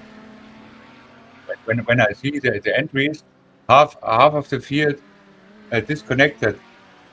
We have increasing our starting field, but then when you have a little field, you have more viewers on YouTube. I think that's totally crazy. We have so much viewers on YouTube like never before. But our drivers field was smaller with every round. I think it's a little bit crazy at the moment. I must take a look. I didn't have the right overview right now. Yeah, there are only three cars in the lead lap: Space Battleship Yamato, Toyota Minolta, and Kinetic. Kinetic, the new team, the new teammate from Josephine in the F1 series. Hugo Petrugo moved up to 5th place, and Northern Winter Racing Blue is on 6th place, but 2 laps behind, and 1 lap down to Toro Racing, and 1 lap behind the Toro Racing, and 3 Stooges, who are only 2 Stooges today. And then we have the Audis. Radicalized shopping cart Noah Lüneborg is the leading car. Behind them, Mickey Friesen, and the actually championship leader, CompuGlobal Hyper Meganet SimSport 2, is actually on 3rd position. These are the only Audis who are in the lead lap. And Sebastian with Bessie Racing is 1 lap down. Behind Sebastian, Jan 1 lap down behind Sebastian. Oh, and here are the next incident, Jason Ketty. Landing up off track, and let's quickly take a look at what happened to the noobs on track. Oh, the rear just getting unstable under braking and managing to save the car, rejoins the circuit, but having a little bit of a difficult time out there as time starts to fade away. Drivers starting to feel the strain of the race, and this is why endurance racing becomes a very difficult one. Dominic into the pits from 7th position, trying to get sorted out, and that will allow a couple of drivers to really think about what can they do to ultimately stay towards the top. Our teams continue battling on. Our championship leaders landing up into unfortunate circumstances, but that also does promote others that, well, didn't think they would be starting out at the sharp end of the order, or even going and finding themselves in a very positive position. They ultimately have an opportunity to really make an impact here, especially in these magnificent cars. The GTP, the Nissan GTP, that was the precursor. It was an absolute monster at Le Mans. That Nissan went and continued over into numerous sports car championships as Jason Kennedy loses it under braking, heading into the bus stop. And unfortunately, that is a loss of position as well. Helmut getting by. Yeah. But he can't prevail a crash, but the tires are gone, I think, right now. Most certainly the case. Getting it stepped out, sliding it through. Unfortunately, that is going to be one heck of a workout to try and find some grip at the moment, as we now into the dying minutes of this race. Drivers trying to find out that little bit of grip, push themselves that little bit further, and seeing what they can do to go fight it out a little bit out on circuit, to go and push themselves up through the order. But Patrick, despite everything, we've seen some very good racing out here, some very close passes that had us sitting at the edge of our seats. I know Thomas was looking at some of the passes and going and being a bit of a shock and awe of how around the outside, around some of the Audis, we've seen 3-wide situations, double wide through some of the tightest corners and clearing through. Yes, there has been the little argy-bargy rubbing racing, but there has also been some great ones. I wonder a little bit about the gap between the Audis. Normally, when you see the first races in our series, the gap between the leading Audis was nothing until the end. This is, but I think it was too much happened today, and all of them were involved in some issues or something. I think today this too much was happened to have a close fight until the end. And when you know a little bit the community and the series, I think in the Audi class the gap is too big for no Luneborg to lose the victory. Everything can happen until the end. Last race, you see, he had a technical issue. I think 2 or 3 laps before the race ended, and so our actually championship leader here in the Victor Andreas Schuster earned the victory. But if all is going normally, I think the only fight we see is between Compu Global, HyperMegaNet, and Friesen. If Andreas can close the gap. And also Space Battleship Yamato, the only real enemy for our championship leader was Aaron Humphreys, and Aaron Humphreys is the next guy who disconnected.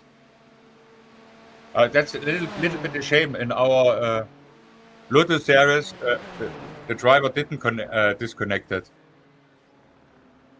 But here, normally when you are a real race driver, you are there until the end, and you fight until nothing works on your car, you know. And with this small field, every lap counts, and every position gives you 1 point more, I think. And the series was a wish from that community. That's why I'm wondering a little bit about it, guys. But this is not my personal community. That's why I didn't know exactly what happened there. I'm more involved in the Lotus community. Okie dokie, we have 1 hour left. Yep, 1 hour is left, and taking a look at the lap times, Space Battleship Yamato, apologize, currently 10 seconds, and bouncing between 10 and 9 seconds. Take a look, Young Blith has been catching up. Laps 62 and 63 was a little bit slow, but 64 was gaining a bit of time. Laps 60 and 61 gaining a massive amount of time as well. So we're starting to see the little crux of the matter here, where you're pushing harder and harder, but you're losing a little bit of time. Maybe the driver's starting to feel the strain. They're down into the 202s, and it's been rather consistent, but there has been those one-off laps. Example, like lap 61, 204.5, where Young Blith was 1.7 seconds quicker. And on lap 62 for Elizniak, it was a 203 with a bit of traffic in the way. Now, lap 65, finding that Young Blith is actually quicker on that last lap and is closing down the gap little by little to become a viable threat for the lead. I don't think it's all set and done, especially when it comes to the fight out in the front and the sharp end. It takes one pit stop to go and foul them up in a huge time, and that's always going to slowly but surely go and eat into the race. Because if we look at the pit stop times at this stage again, for the Audis, you look at the radicalized shopping cart of Noel Nimberg. He was in the pits for 36.1 seconds. That's his pit stop time. Friesen was 38.2 seconds.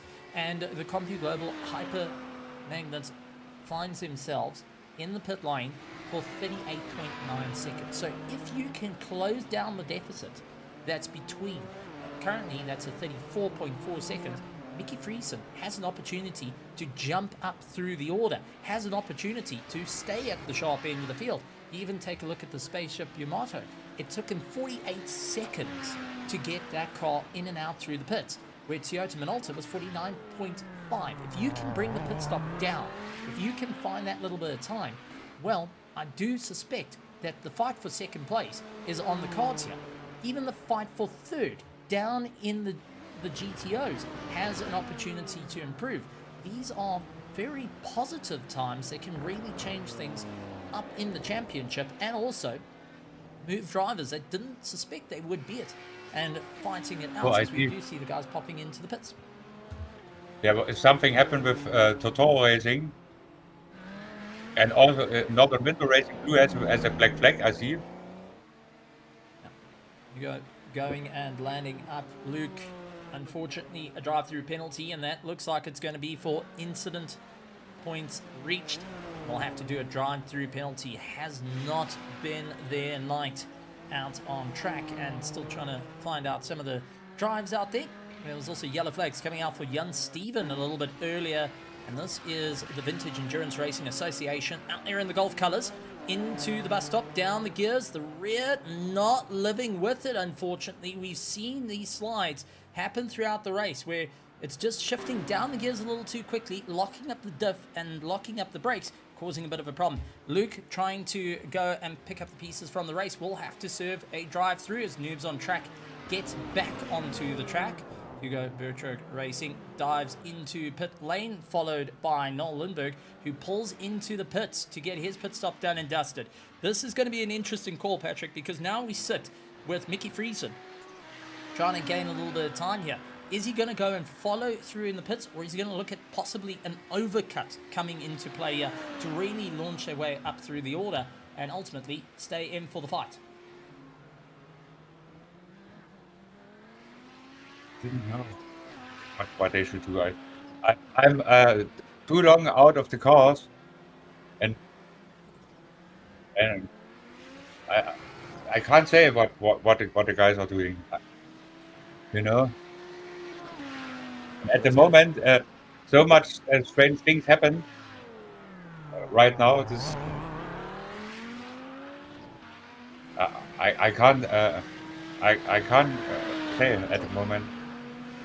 I'm really sure that when he not make a big issue, then Space Battleship Yamato will bring the victory home, because the gap to the guy on the second place is too big, and his real own enemy quit the race. Also, and the same thing is in the Audi class, but in the end, the Audi class did not win or lose in the pit stops in the last races. There were all some issues at the end. Who decided the race? That's why. You can't say, and we have nearly 1 hour to go. A lot of things can happen. You see, Josephine was out, then he came back until fight back to fifth place, and also Hugo Petrugo have a lot of black flags and penalties, and actually they are in fifth position. This is when the pros drive until the end. The picture is another thing, but the key for the rest of the race is keep the car clean on track and see the finish line. All about trying to push through adversity. Luke managing to work his way around Mickey Friesen, who is now taken the lead of the race as we see Jan Steven pull into the pits. Mickey Friesen takes over the lead of the race with the likes of the Compu Global Hyper Magnet Sim Sport. Andrew Schuster going and holding on to that second place. Noel Lindberg, who's done his pit stop, now will be counting on the others to do the pit stop. He's 42 seconds behind. He can make up the time. He needs to try and keep close. If it falls down to about 48 seconds, it's going to be a lot closer to try and hold on to that lead. However, it is going to be Schuster that is 6.8 seconds behind Mickey Friesen, who will be the cork in the bottle here that can possibly turn the win in favor of the Friesen Audi and hoping that they can keep up towards the top. Christopher Luzniak finds himself up into first place with the Toyota Minolta team trying to close down. Luke into the dirt though and trying to recover the car. So a little bit of a moment coming exiting the corner, finds himself doing a little bit of rallycross driving with that Nissan. Not quite what you want to do, but managing to keep the car still out there and moving forward. But it's getting a little bit darker out there. Lights are coming ablaze for our Nissans. The Audis, however, are going to run into a little bit of a tricky situation as the sun starts to set here. It's still visible, but you're starting to have a little bit of a problem with darkness creeping in. Those shadows are going to extend every which way, and braking is going to be a little bit more interesting. So you're going to come down to how much practice you've done and how much you can keep concentrating forward. The partly cloudy going and having a little bit of an interesting situation here. You know, the Audis. But we must check it because not the Nissan have lights, but not the Audis. And when it's going to be dark, it will be a problem for the. But it's real time. In sim time, it's 5 o'clock, and normally 5 o'clock the sun didn't going down in summer in Europe. Normally we have the sun is going down 8 or 10 in 3 hours. Maybe we have some clouds, but I see no clouds. At the moment, Mickey Friesen, not clouded on his judgment, currently pulls into the pits. Andre Schuster, for the first time in the race, takes over the lead for the Audis. And now trying to keep his foot firmly in it. He knows he needs to open up the gap and really keep that little bit of a drive. Ultimately looking to charge on. It looks like parts of the circuit is a bit darker, other sides not so much. So there might be a little bit of cloud cover covering one part of the circuit versus the other part. And despite the lights coming on ablaze and being quite bright on our screen, you can see it's rather lit up at some parts of the circuit. So it's all about where it's going to work out for our drivers ultimately. Who is going to have the run up through the order. It's going to be an absolute charge from our incredible driving. Fabian currently holding on second place, now managing to dip down into the 8 seconds mark against the Space Battleship Yamato. That is where life is going to get a little bit interesting, because Toyota Minolta can find themselves going and capturing the top spot on the podium. They just got to try and work out the strategy, undercut or overcut. What's going to work out? Andre Schuster leads out the Audis. He's got the radicalized shopping cart of Noel Lindberg now up into second place, as Mickey Friesen has only just left pit lane and starting to get the hammer down. Not too far back from the fight in second place, as the likes of we only have Magnum needs a pit. I didn't see them right. I was not live with my picture. That's why now I see we only have half an hour for the race. We are now in lap actually we are in lap 71. Yeah, we only have half an hour. That's why I'm wondering. I was a little bit confused. Sorry. That's why. Now I'm live and see what's happened, and let's see. Maybe there is a fight between Toyota Minolta and Kinetic in the Nissan series. They are close together. 1 second is the gap. But I think for the Audi series we see the finish. I think No Luneborg will take the race win. Mickey Friesen will be on second position, and our actually championship leader Andreas will be on third if there nothing happened until the end. But you know the old race driver wisdom. You can't make a party until the fat lady sings. That's it. You gotta. That's why. Gotta keep your foot in it. Yeah. What? Yeah, we have half an hour to the finish. It's so crazy. The time is running so fast. It didn't feel like an endurance race. We have a small field, but there are more scenes and incidents than in a normal short race. Crazy. Yeah, it's been a difficult race for sure, but it's good to see drivers still pushing through the adversity. As Luke getting a little bit unsettled as he get on the power out of the bus stop, now trying to give it a little bit more horns, setting so far the fastest lap personally, and that's up to a 202.4. So Luke really not hanging around right now. He's managed to get past the Toyota Minolta team, but he is trying to close down the gap currently to Jason Kennedy, who holds on to that fourth place for the noobs on track. As I said, half an hour to go for this 3 hours here at Spa-Francorchamps for the historic GT Team Endurance Masters.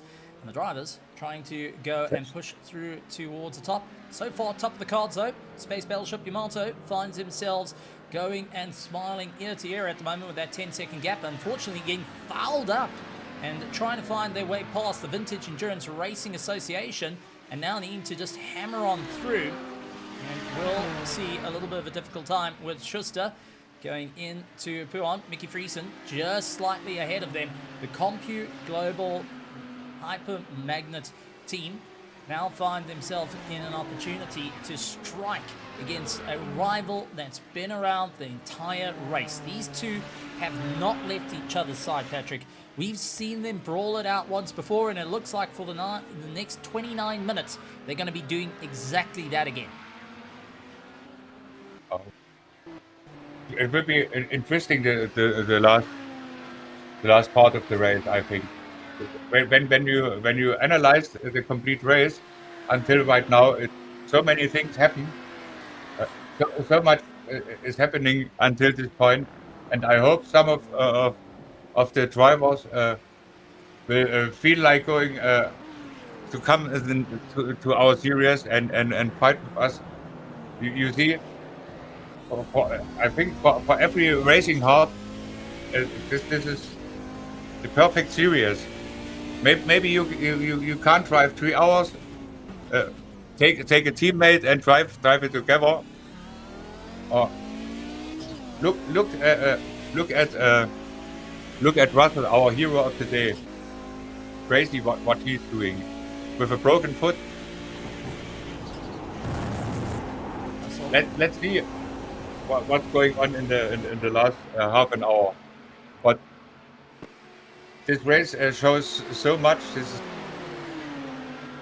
When you see what we have for a small field,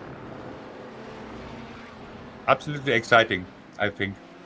It's going to be an interesting one. Mickey Friesen losing a little bit of time, getting overtaken by the Nissans. That allowed Andres to get a little bit closer in for the fight. Now 1.1 seconds into that brawl. As you said, you've got Russell, who's still out on track, getting himself around the circuit. He's flying currently 15th overall, trying to make up a bit of time. And also, one driver that unfortunately is out, Aaron Humphrey, one of our championship contenders, will be losing out in the next spot, moving Russell up to 9th in class. Jan Steven for the Vintage Endurance Racing Association finds himself in the top 5 of the Audis, try to close up the gap to Sebastian at the moment for the Bessie Racing, as the tic-tac trying to tic-tac-toe out of here and continue on to hold on to that 4th position, scoring a good handful of points at the moment. But also, Josephine Becker, on her return to the grid, wasn't sure that she could stay in for the fight, now finds herself in 6th place. Dominic trying to close down the gap, so the Northern Winter Racing Blue team might not have its sister car in the race with them, but is still pushing as hard as they can. And I do know there's going to be a little bit of communication between them of, okay, this is the gap, this is what you need to do, and this is the lap times you need to hit. It's all about now coming down to strategy, pace, and who can move forward. But we're starting to see a little bit of a fight. Mickey Friesen once again locking up through bus stop. It's been his Achilles heel, and now these two guys battling every week in their normally series. and they know each other very well. And I watched some races of them, and this could be very interesting. And it's a gift for our viewers for the last half an hour. This could be interesting for the end of the race. Very, very cool. And it's for the second. Now I think both of them made their last pit stop.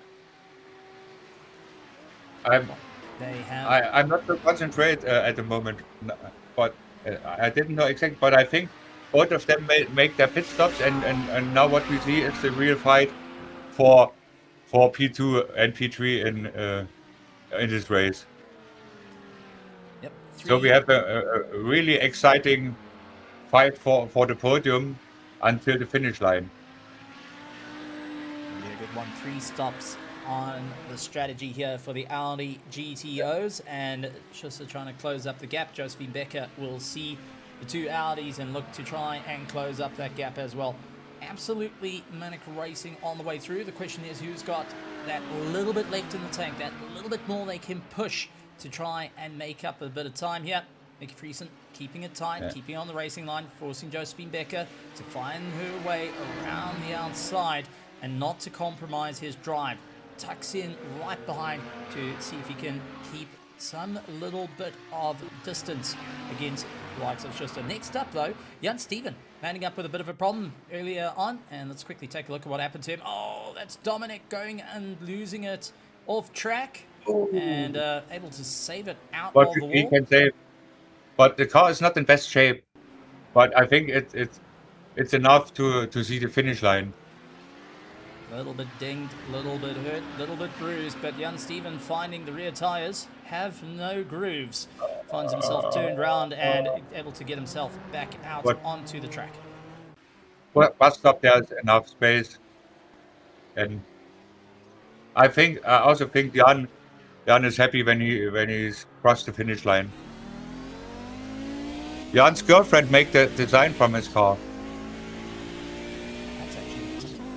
To include the family involved in it, and it's always good to have a bit of a family assistance when you get into the world of racing. As we see Mickey Friesen trying to give it everything he can to break away from Andries as we on board, and what is a ton of fun. You can see really maximizing the revs, pushing it right into the red line before coming down the gears. Bit of a lockup on both sides. Andries going a little bit later into the corner. When you see it's much harder with the Audi to close the gap than with the Nissan. With the Nissan, you have the slipstream, and on the long straight, it's much more easier with the Nissan to close the gap to the guy in front than here. And both of the guys nearly the same skills, and they fight so much races together. It's a hard job for Andreas, I think. It's going to be all about the hard work to keep going forward, and I just got notified something big as a leader of our Nissans landing up with a bit of a problem. This is Christoph Elysiak, the Space Battleship Yamato, coming out of Blanchemont into the bus stop, trying to slow the car down, and it looks like the rear snapping out underneath him, and it was able to just get the car going, but right in front of Dominic, and having a little bit of a heart and mouth moment there, from going and fighting out in the lead, nearly having a moment that could have cost him the entire race. Now that's given Toyota Minolta an opportunity to close down the distance. Fabian doing everything possible now, 6 seconds closer, and trying to see, is this going to be an opportunity to move forward, as we keep an eye on Andreas Schuster, keeping the pressure on the back of Mickey Friesen, the two of them fighting it out, knowing that time is running out. They've got to really get elbows out. They've got to try and push that little bit more. And Andreas Schuster set the fastest lap time of the race at 2:16.7 on the last lap. He was the quickest. Mickey Friesen, last lap time, 2:17.1. He was a bit slower and now has a bit of a problem. Andries is closing at a rate of knots. Really looking to lean onto him and see if he can keep moving forward. Now into the slipstream, pulling himself along. hoping to get the inside line. You're talking about the slipstream coming into effect. Well, here it is, right up against the back bumper. Andres trying to just come off the brake a little bit earlier to see if he can put his nose forward. And you can also just see how Mickey Friesen's attacking the corners. He's really trying to hog those apexes. He knows any little bit of space, and suddenly he's got a world of problems coming through, as Andres is going to be right in underneath him, trying to push that little bit more. The Compu Global Hyper Magnet SimSport 2 continues to keep a solid drive at the moment. Both Mickey Friesen and Lundberg picking up and off track as they came out of Speaker Corner. Now going and trying to find that little bit of time. The question is, how close are they to that incident point limit that will serve a drive-through? They both cannot afford it at this stage of the game. We are into the last 20 minutes of this race. This is now, you've got to try and push as hard as you can, but whatever you did in the past, those incident points you racked up, those little moments that you just got that slide, now start to play a factor on how close you are to scoring a penalty. Second is, how hard have you been hammering the tires, and how much fuel have you got left to see it through to the end? Now, these with a restricted tank, because they don't go and have their huge tanks that these cars usually have, and that allows a bit of a closer set of racing. Now going and having to fight it out, so that these drivers working down to the absolute nothing in the tank. They are working down to the milliliter that's in the fuel lines to just get them across the line. There's no taking extra fuel. This is a hard push, and at the moment it's going to be in favor of Andres, who's able to get into that he's in the slipstream, he's able to save a bit of fuel, but needs to find out a bit of time here. And I've got to say, Patrick, this is turning into a bit of a tense one, not just with our Audis, because if we cast our eyes a little further up the road, well, Space Battleship Yamato now 5.8 seconds, and there is Toyota Minolta, as we do see Luke unfortunately finds himself off circuit. Take a look. The fight for first place in the GTPs still rages on. The fight for second and third in the Audi rages on as well. And I think Hugo Petrugo had a little incident in the meantime. I didn't see it exactly, but I think they have that. Yeah, you see.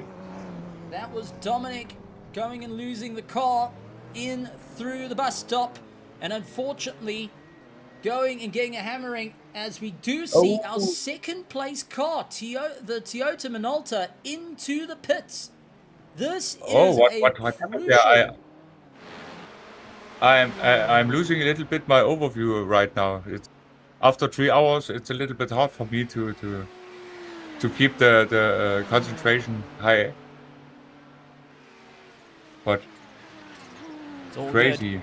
It's all good. Unfortunately, Jason Kennedy running into a bit of a problem here for the noobs on track. They got a drive-through penalty, and from what I just heard is that I've got to double check that one, because I think they just went to blew a motor, and that is them out of the race. Blown. Maybe misshifting and when we have this in the last race from the Three Stooges. I think it was Wolfram who misshifted and the car I think it was Kleber Botaro Mora. The car exploded like a crazy. This race is absolutely crazy. There's so much happen all the time. This is you have no time to take a breath between, and you can't see all what's all happened. That's why I hope some of the drivers came into our channel to make interviews. We must give them a notice that they come in the channel, so you can ask them what was happened out there. Maybe some of the driver can write it in the in iRacing. I'm only there as a visitor, but that's why they can't read my messages. Well, Yeah. It looks like a possibility of redline the motor. We saw it at 8,000 RPM, right on the red line until the engine said and cried no more. And unfortunately, that landed up with a conrod through the block, wiping out, unfortunately, the noobs on track, and they will not be able to see the end. We do keep an eye on the battle for the alleys, but we have got a problem coming in for our Northern Winters, and this is going and breaking into Lescombe, gets onto the power, and just on board you can see that little bit on the throttle, unfortunately, can easily turn the car around. You've got to be so gentle to get onto the power. You've got to almost caress it through the corner. I will go to Sebastian and told him that we told the guys in iRacing to come into the interview. I'm back in a minute. Yeah. That being said, we're in for an incredible race. Thomas, we are on for a fight for second and third in the Audi GTOs.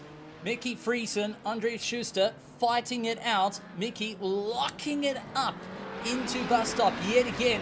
The pressure is building, and these two have been at each other's throats for the entirety of this race. And now, in the dying stages of the race, they find a second place is on the cards.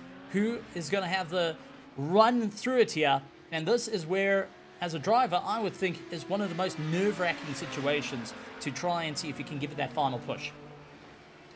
Yeah, that's really nice to see those guys after 3 hours almost in such a close racing. It's hard to say who's gonna win. Yeah. Okie dokie. Sebastian told the guys that they come in our channel to make interviews after the race and told us what was happened. I also make a short break to go on toilet. Yeah, okay. All right, we've got Patrick, who's going to step away, and at the moment, Mickey Friesen and Schuster fighting it out between one another, ultimately to keep the charge on. And at the moment, it's turning into a rough fight. Everyone looking to try and get that last little run. We did see a pit stop coming in for the Toyota Minolta team. That would bring them up to 3 pit stops in this race. And one thing that we've got to point out, well, it hasn't been 3 pit stops for the Space Battleship Yamato. They're banking on going that little bit longer to see what they can do, to push that little bit further into the race. And ultimately, who can stay on the charge? And Toyota, trying to keep the battle on, hopes to try and close up the gap. Originally was 10 seconds, Thomas. Now they got themselves into the pit stop, hoping the undercut is going to work out in their favor to get the win. Fabian's not making it any easier for the Space Battleship Yamato, who currently leads out the race and will be looking at the time because, well, we're getting closer and closer to that 10-minute mark that is going to really keep the solid charge on for the drivers to ultimately see who can get that pace up through the order. Did you realize that Russell Hamilton is behind the 2 Audis? And he's still spotting the 2 Audis, and he will not overtake them. This is interesting. He's just watching the show right now, and I think got one of the best. That's a good key line over there, I won't lie. When you've got the fastest car, you're just going to wait it out. It looks like he's going to try and peer through, but backs out of it to just see what goes on as, well, so far, Mickey Friesen trying to break the toe. They've caught up to the back of Jason Kennedy, who landed up blowing the motor a little bit earlier, got it redlined, and unfortunately Conrad through the block. Thank heavens for a fast repair, but not often you get to see a faster car. Yes, a couple of laps down on the Audis, just hanging back for the last remaining bits of the race, because what better way to watch an exciting finish? Another thing to point out, Christoph Elizniak now finds himself into the pits, and this is going to allow Fabian to get a little bit of time. He's been told, go, getting past Noel Lindbergh. Now it's a chase to try and see if he can close up that gap. There was 3 stops. He hoped for the undercut to work out here. This is going to be a splash and dash for Christoph, who is still parked in pit lane. As we do take a look at the Three Stooges coming out of the pits, and the spaceship, the Space Battleship, just managing to come off the blocks. And unfortunately, Toyota on the other end of the circuit now needing to try and find that little bit of time. Christoph has managed to defeat the undercut from a 10-second gap. Now turns into a little bit of an easier time. Russell keeping himself close. And I wonder if Andries Schuster and Mickey Friesen are aware that that Nissan is not looking to get past them and leaving them to fight, because these two, I wouldn't suggest looking in their mirrors right now, as it's rather daunting and both starting to make little mistakes in terms of lockups. I think they know what that Russell is not going to overtake them, and Russell is enjoying the show right now. He wants to be on the photo when the Audis are going to finish, so he can tell I was on the finish photo. But Russell has the race driver spirit, racing until no piece of your car working. Yeah. At the moment, That is the real race driver spirit. And I think from today, from now, Josephine also have this spirit, because Stephen make the play at the beginning of the race. oh, you see the green, you got to see the checkered. That's what you need to do. And I do want to point out our second place Nissan GTP has set the fastest lap. The Toyota Minolta team with Fabian Youngblith, a 2-minute 10 minutes left, yeah. 1, and that is the fastest, even faster than qualifying, managed to find this. And as you're saying, Patrick, we've gone from 10 minutes to 9 minutes left in this race. There is not a huge amount of laps in hand for these drivers to really push that a little bit further. It's now or never, and you can see Russell Hamilton actually going and taking a very shallow line through the likes of through Puon to keep himself all together, but not wanting to get involved in this battle. For Mickey Friesen, this is going to be the longest 9 minutes of the entire year right now, as he's getting absolute amount of pressure put by Andries Schuster, who's also going to be sweating in that cockpit. I don't think these two are going to be having the easiest of ways of climbing out the rigs. I think the nerves are going to be shot, the hands are going to be shaky, the legs are going to be jelly, and both of them going to be enjoying a solid battle down to the wire. But the question is, who's going to be the bravest of them all? Mickey Friesen defends the inside line. He goes straight back to the middle to try and put the squeeze. Schuster puts his nose forward, a little bit of a lockup, trying to keep it going. And once again, the two very close, but it does look like Andries gets the drive out of the corner. He's able to just put his nose ahead, but Mickey Friesen trying to come back at him. Looks into Les Koom, dips in behind, going to try and get the run. Late braking, and you could see the lockup coming into play. Now it's a charge up the hill.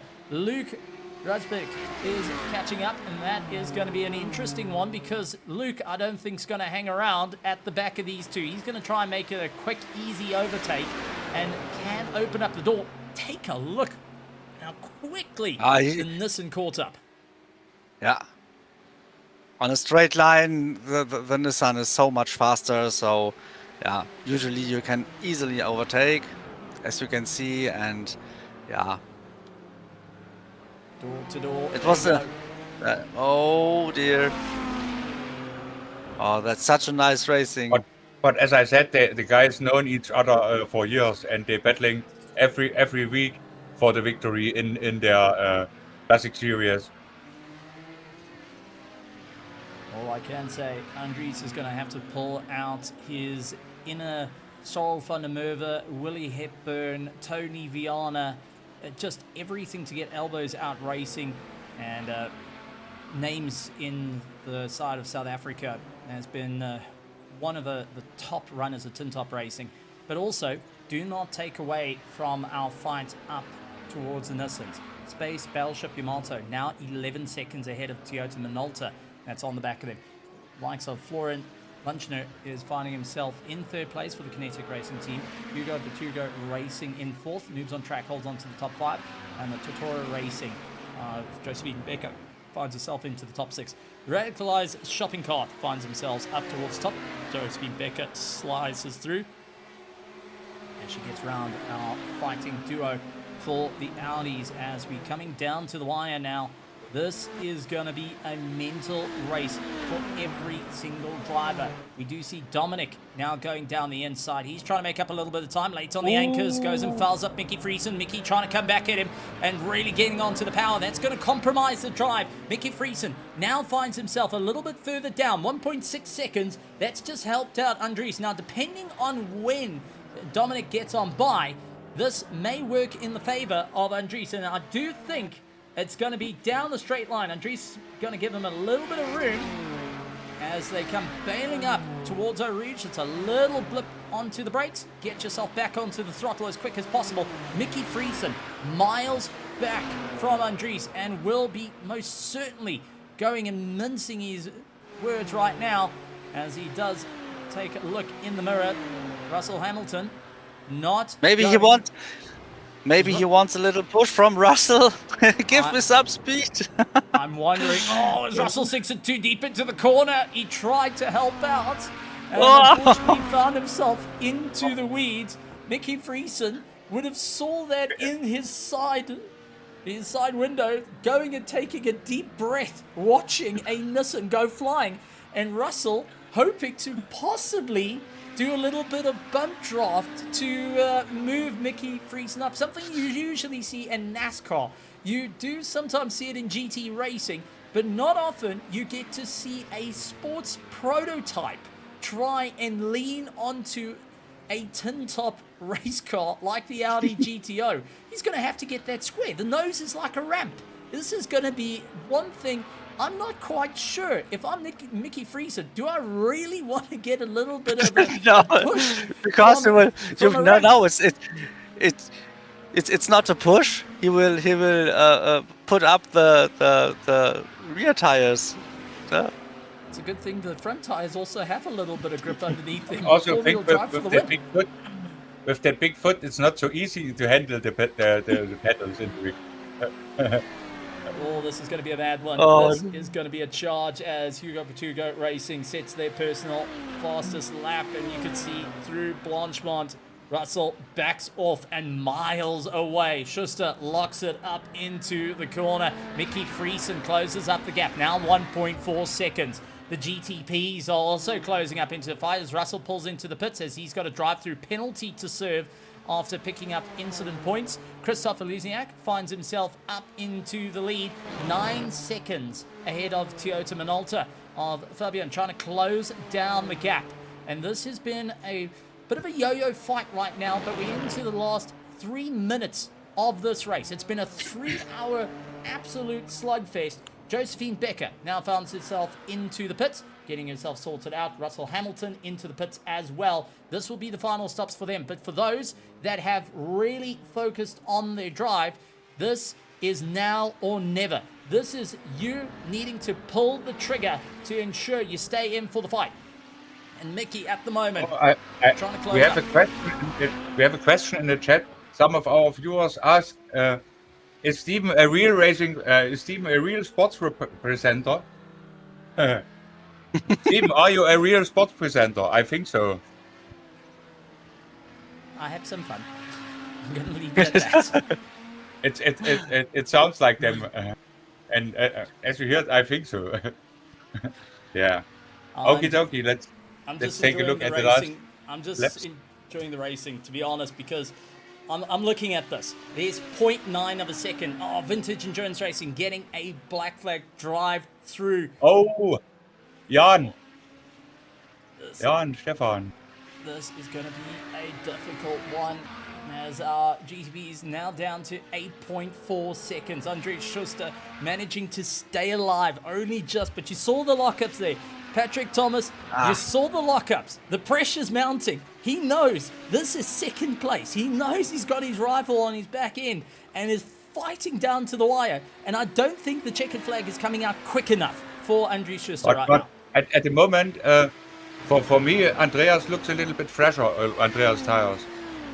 And the gap is not not It's not small good. enough to have a real fight. But I never drive an Audi. I only drive the Nissan. That's why I didn't know how this car is feeling. And some of the guys who drive this car told me it's a complete different to a normal race car. It is But a ton at the of moment, fun. for me, Andreas looks like that he has more skills at the end than Mickey. The problem was that Mickey was not so lucky with the GTP car and lost some meters, you know. Okay, it looks like that Andreas is wanted to make a good show at the end, right? I don't think so. I think Mickey Friesen's pushing it. That went down to 8,000 RPM on the way through. It is an absolute fight as we now hit the 3-hour mark. These two continue on their battle, but our leader will be coming up on them and will show the white flag. So this battle is whoever stays in front, because the Space Battleship Yamato is on the back to go, and if overtaking these two right at the end will be lap done. It is now on to the final leg of it. We've got the leader of the overall race and the Nissan GTP class closing onto the fight for second place. Radicalized Shopping Cart is 37 seconds ahead. That is a win just by keeping it together. But for likes of Andres and Mickey, this is now or never as they're coming down to the wire. Is the Space Battleship Yamato team going to get the all clear to go around? Looks around the outside, couldn't quite get it, dives down the inside line. Now it is white flag. These two are in for the last run. They've got 2 corners before they hit the bus stop. The hardest braking zone out on the track, and they've got to fight it through as the winner's going to go to the Space Battleship Yamato. We keep an eye for the second. Charging down, Mickey dives to the outside. He's trying to make it work. Schuster guards the line. It's a lockup. Both of them fall off, but Mickey Friesen is the one that follows it up at the last. And across the line comes a stellar race. And what a mad one. Space Battleship Yamato, Christoph Elizniak finds himself as the winner. Fabian Youngblood takes the fastest lap of the race on the final lap, down to a 2:01.48 and a second place overall. The Kinetic team will find a third place in the Nissan GTP class. What a drive from them. And for our Audis, it is the 808 of Noel Lundberg going to go and fight it out that little bit further and has taken the win. And what a fight it's been. Keeping consistent to get across the line. It's going to be the Compute Global Hyper Magnet that takes second place ahead of Mickey Friesen in third. What a manic run. And as we just follow our drivers through as they complete a 3-hour race, it has been a difficult one. It's been a challenging one, but it's been exciting. Drivers had to really think out of the box here, and it came down to the final chicane where anything could have gone wrong for both classes, and it would have been a swap out for the top spots. Tio Minolta was 1.8 finished. Wow. What a cool race. So exciting. So many things happen until the finish line. It was. And when we have the next issue, I see. Yeah. But there are the finish line right now for Noel Lüneburg, and I'm afraid to see what's going on in the championship. Congratulations! It was absolutely crazy. But first of all, a huge thank you to Steven. It was awesome. Yes, thank you. Absolutely awesome. This is talking for like I said. I feel like Aston Martin. A huge update for us all, and I think everybody out there feels your passion, and I hope everybody who sees the stream feels the same passion and are on the grid in the next race. Okie dokie. And I hope some of the guys came in our chat to talk with us and told us their own view Their own on story, yeah. their situation.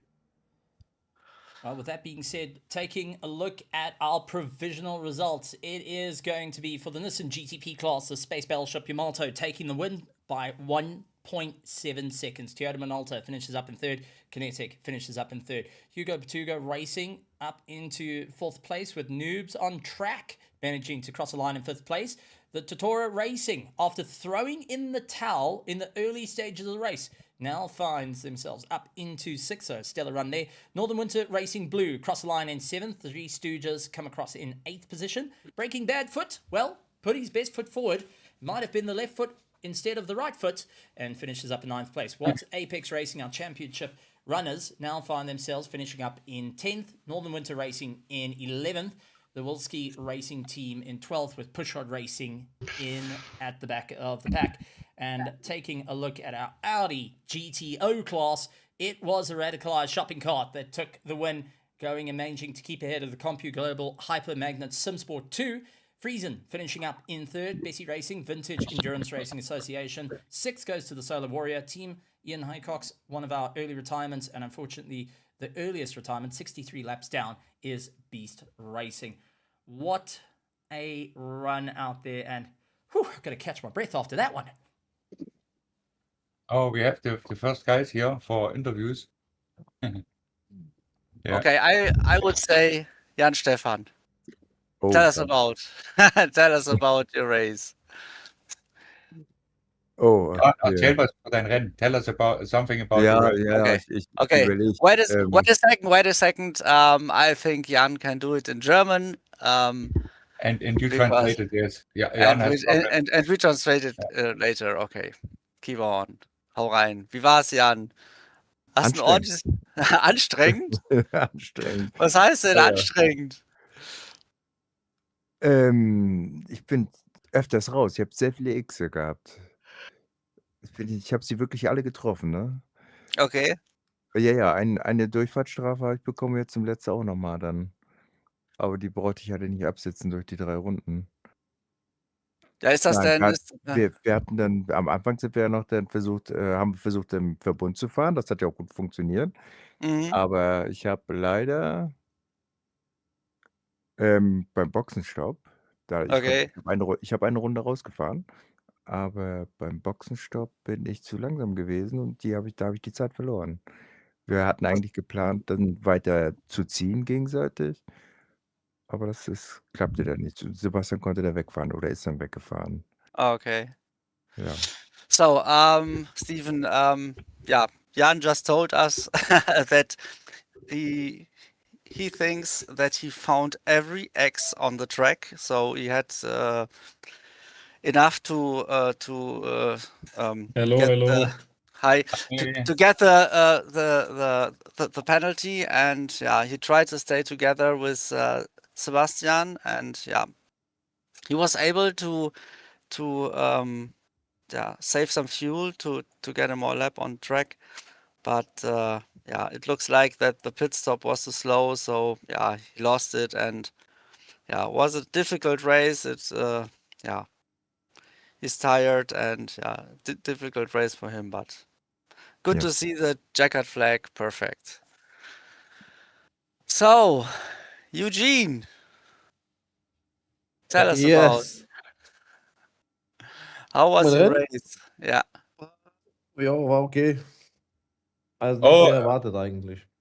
Andy Schuster, who Um, fight for the second place, has no microphone to come into Wir the waren ja nur chat. zu zweit, ohne Russell. Von daher, ja, nicht wirklich viel trainieren können. Ich meine, die ersten 2 Tage war die Strecke anders und ja, eigentlich das einzige Training war jetzt am Freitag. Und Okay. irgendwie die Konditionen waren immer anders. Ich weiß auch nicht. Also, aber war okay, hat Spaß gemacht. Ist doch Ja. normal, dass Wetter auf jedem Server anders ist. Ja. Von It's daher, alles gut. difficult. The training situation was different, like in race, and yeah, it is what it is. We So, Luke, Yo, willst du auf Deutsch, auf Englisch? Tell us. I can. What do you want to know? I don't know. How was the race? It was nice to be back. Although, yeah, had the spin pretty early. But I guess what is a race from me without the spin? So. Yeah, all in all, it was fun. Yeah, Maybe if Helmut gets it a bit more right next time, we can try for the podium. Yeah. ja, wir hatten ja eine Situation mit dem Helmut, dass er da den Willershausen, willst du drüber sprechen oder bist du da der falsche Also Ansprechpartner? für Helmut, also ich habe es nicht direkt gesehen, muss ich dazu sagen. Okay. Ich war gerade auf Toilette und bin zurückgekommen Helmut, und hab's dann im Stream gesehen.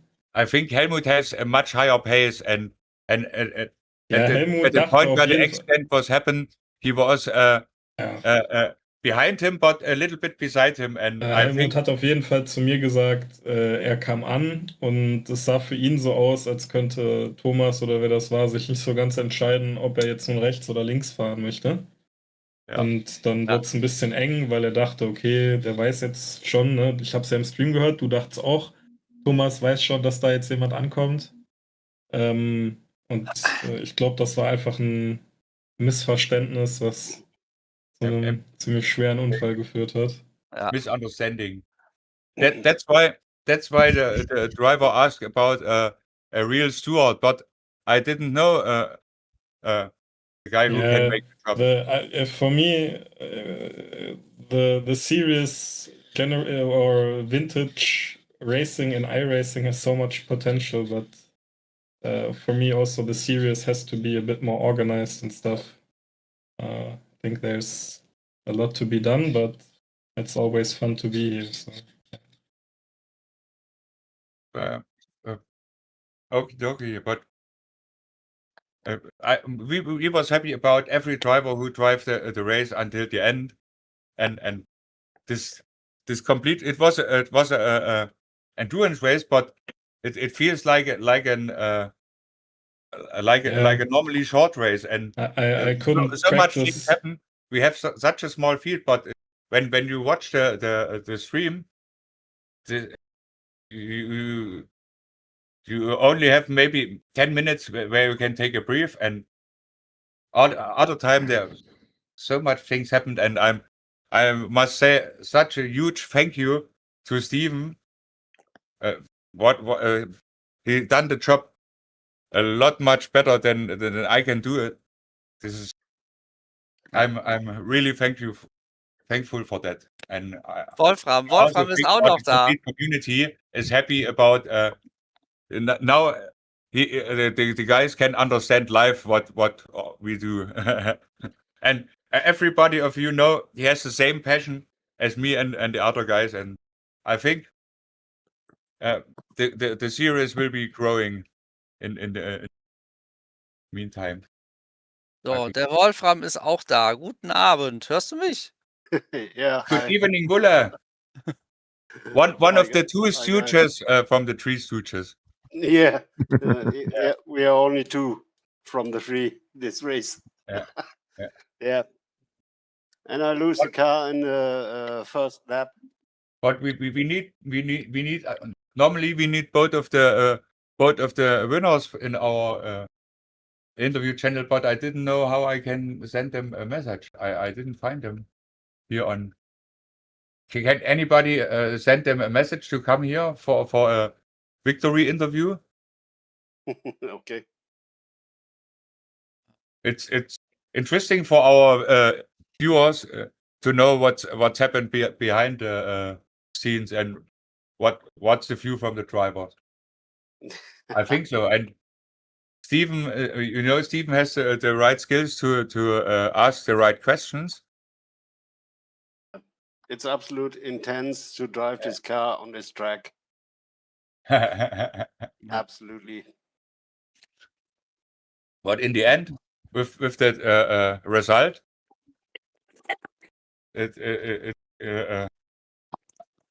it was good to bring the car over the finish line.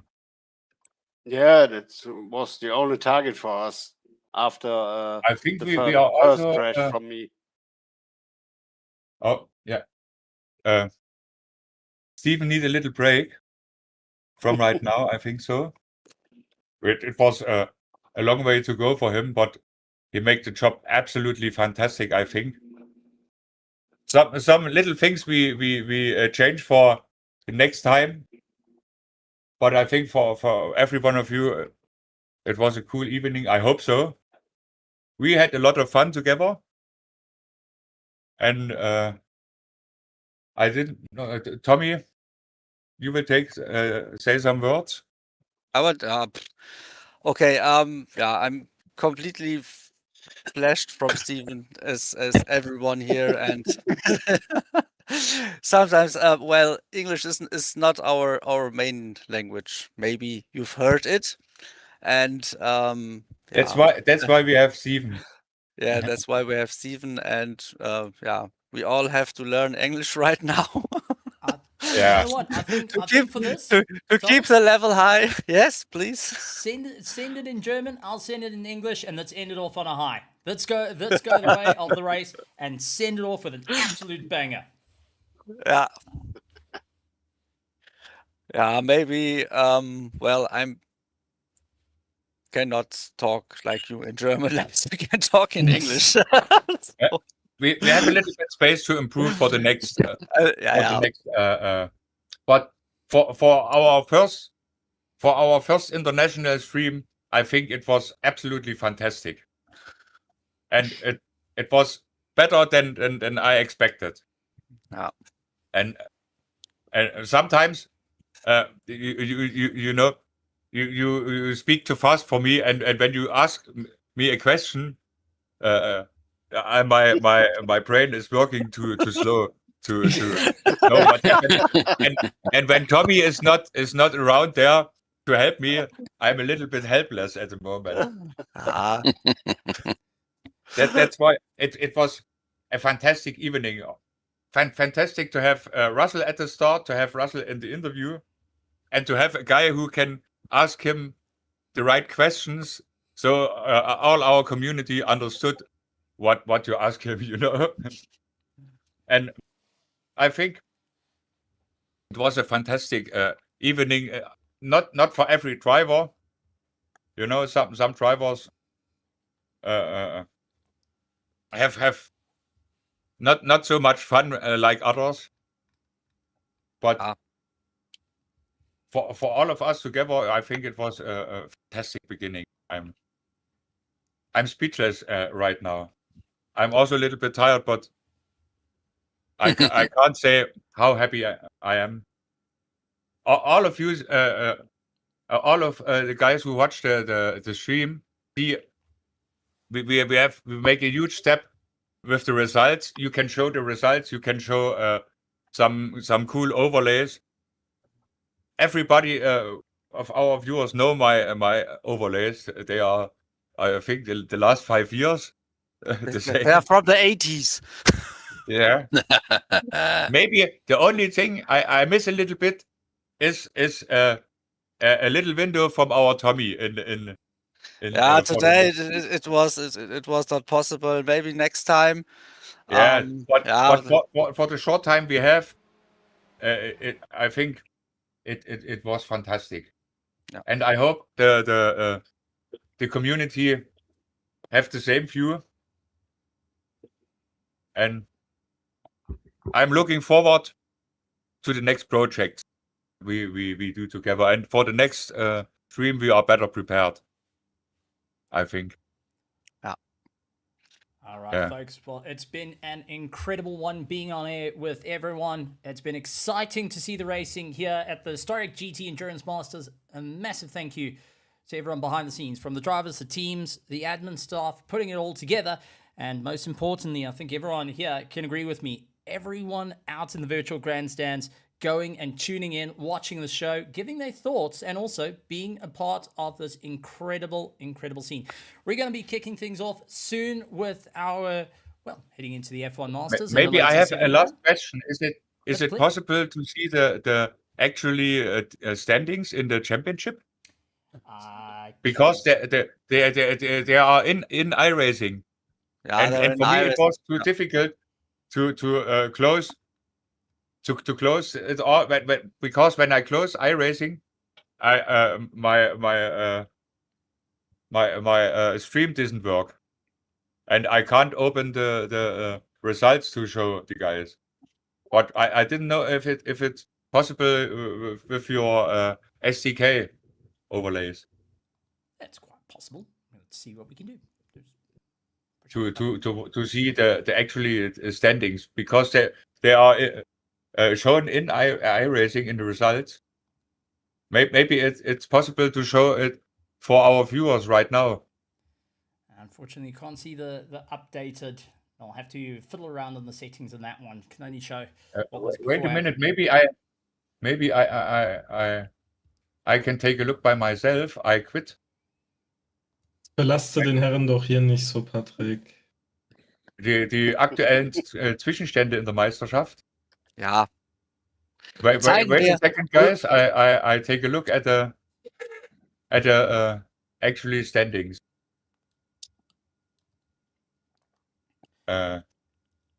Season team standings. Actually, no surprise. In the Nissan class, Space Battleship Yamato is in front with 95 points.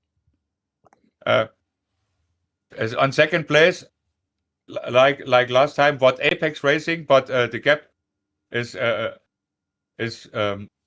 little bit bigger than the last time. 67 points. Close behind them, Toyota Minolta on P3. 56 points. On P4, the three Suches. What? Yes. 34 points. And on P5, Hugo Betrugo Racing Team. And in the Audi class, our leader is Compu Global Hyper Meganet Sim Sport 2. Andreas. I think he created a name to give us a challenge, to give us a moderator a challenge. I think so. On second place, Radicalized Shopping Cart No Lüneburg, our winner today. And on third place, Mickey Friesen. P4, Brain GP, the former teammate from Mickey Friesen. I miss him in the last races. On P5, our Jan Stefan, Vintage Endurance Racing Association. And next, we have 2 races left, I think. Yeah. Yep. Yeah. But we have a little break till the next race. We can work a little bit on our stream and on other things, and I hope the series is growing. And after this stream, we have more teams in the next race. I hope so. Let's see. We work together on that point. Okie dokie.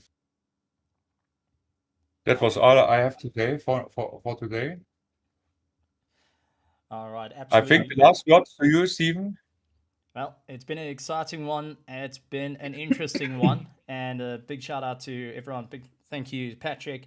Big thank you to Thomas joining me in the box and all the drivers jumping in, having their say. We look forward to seeing you guys back here at the BTR TV, and we look forward to our next set of racing. Keep an eye out. If you're looking forward to jumping into an Audi or a Nissan, well, we've got some endurance racing for you. And if you're interested in jumping into a 79, well, just head over to the description and join up with our racing right here.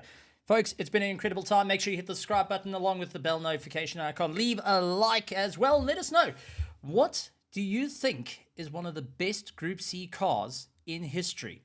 Folks, thank you very much for joining us. And like always, a good morning, good afternoon, good evening, and good night, everybody.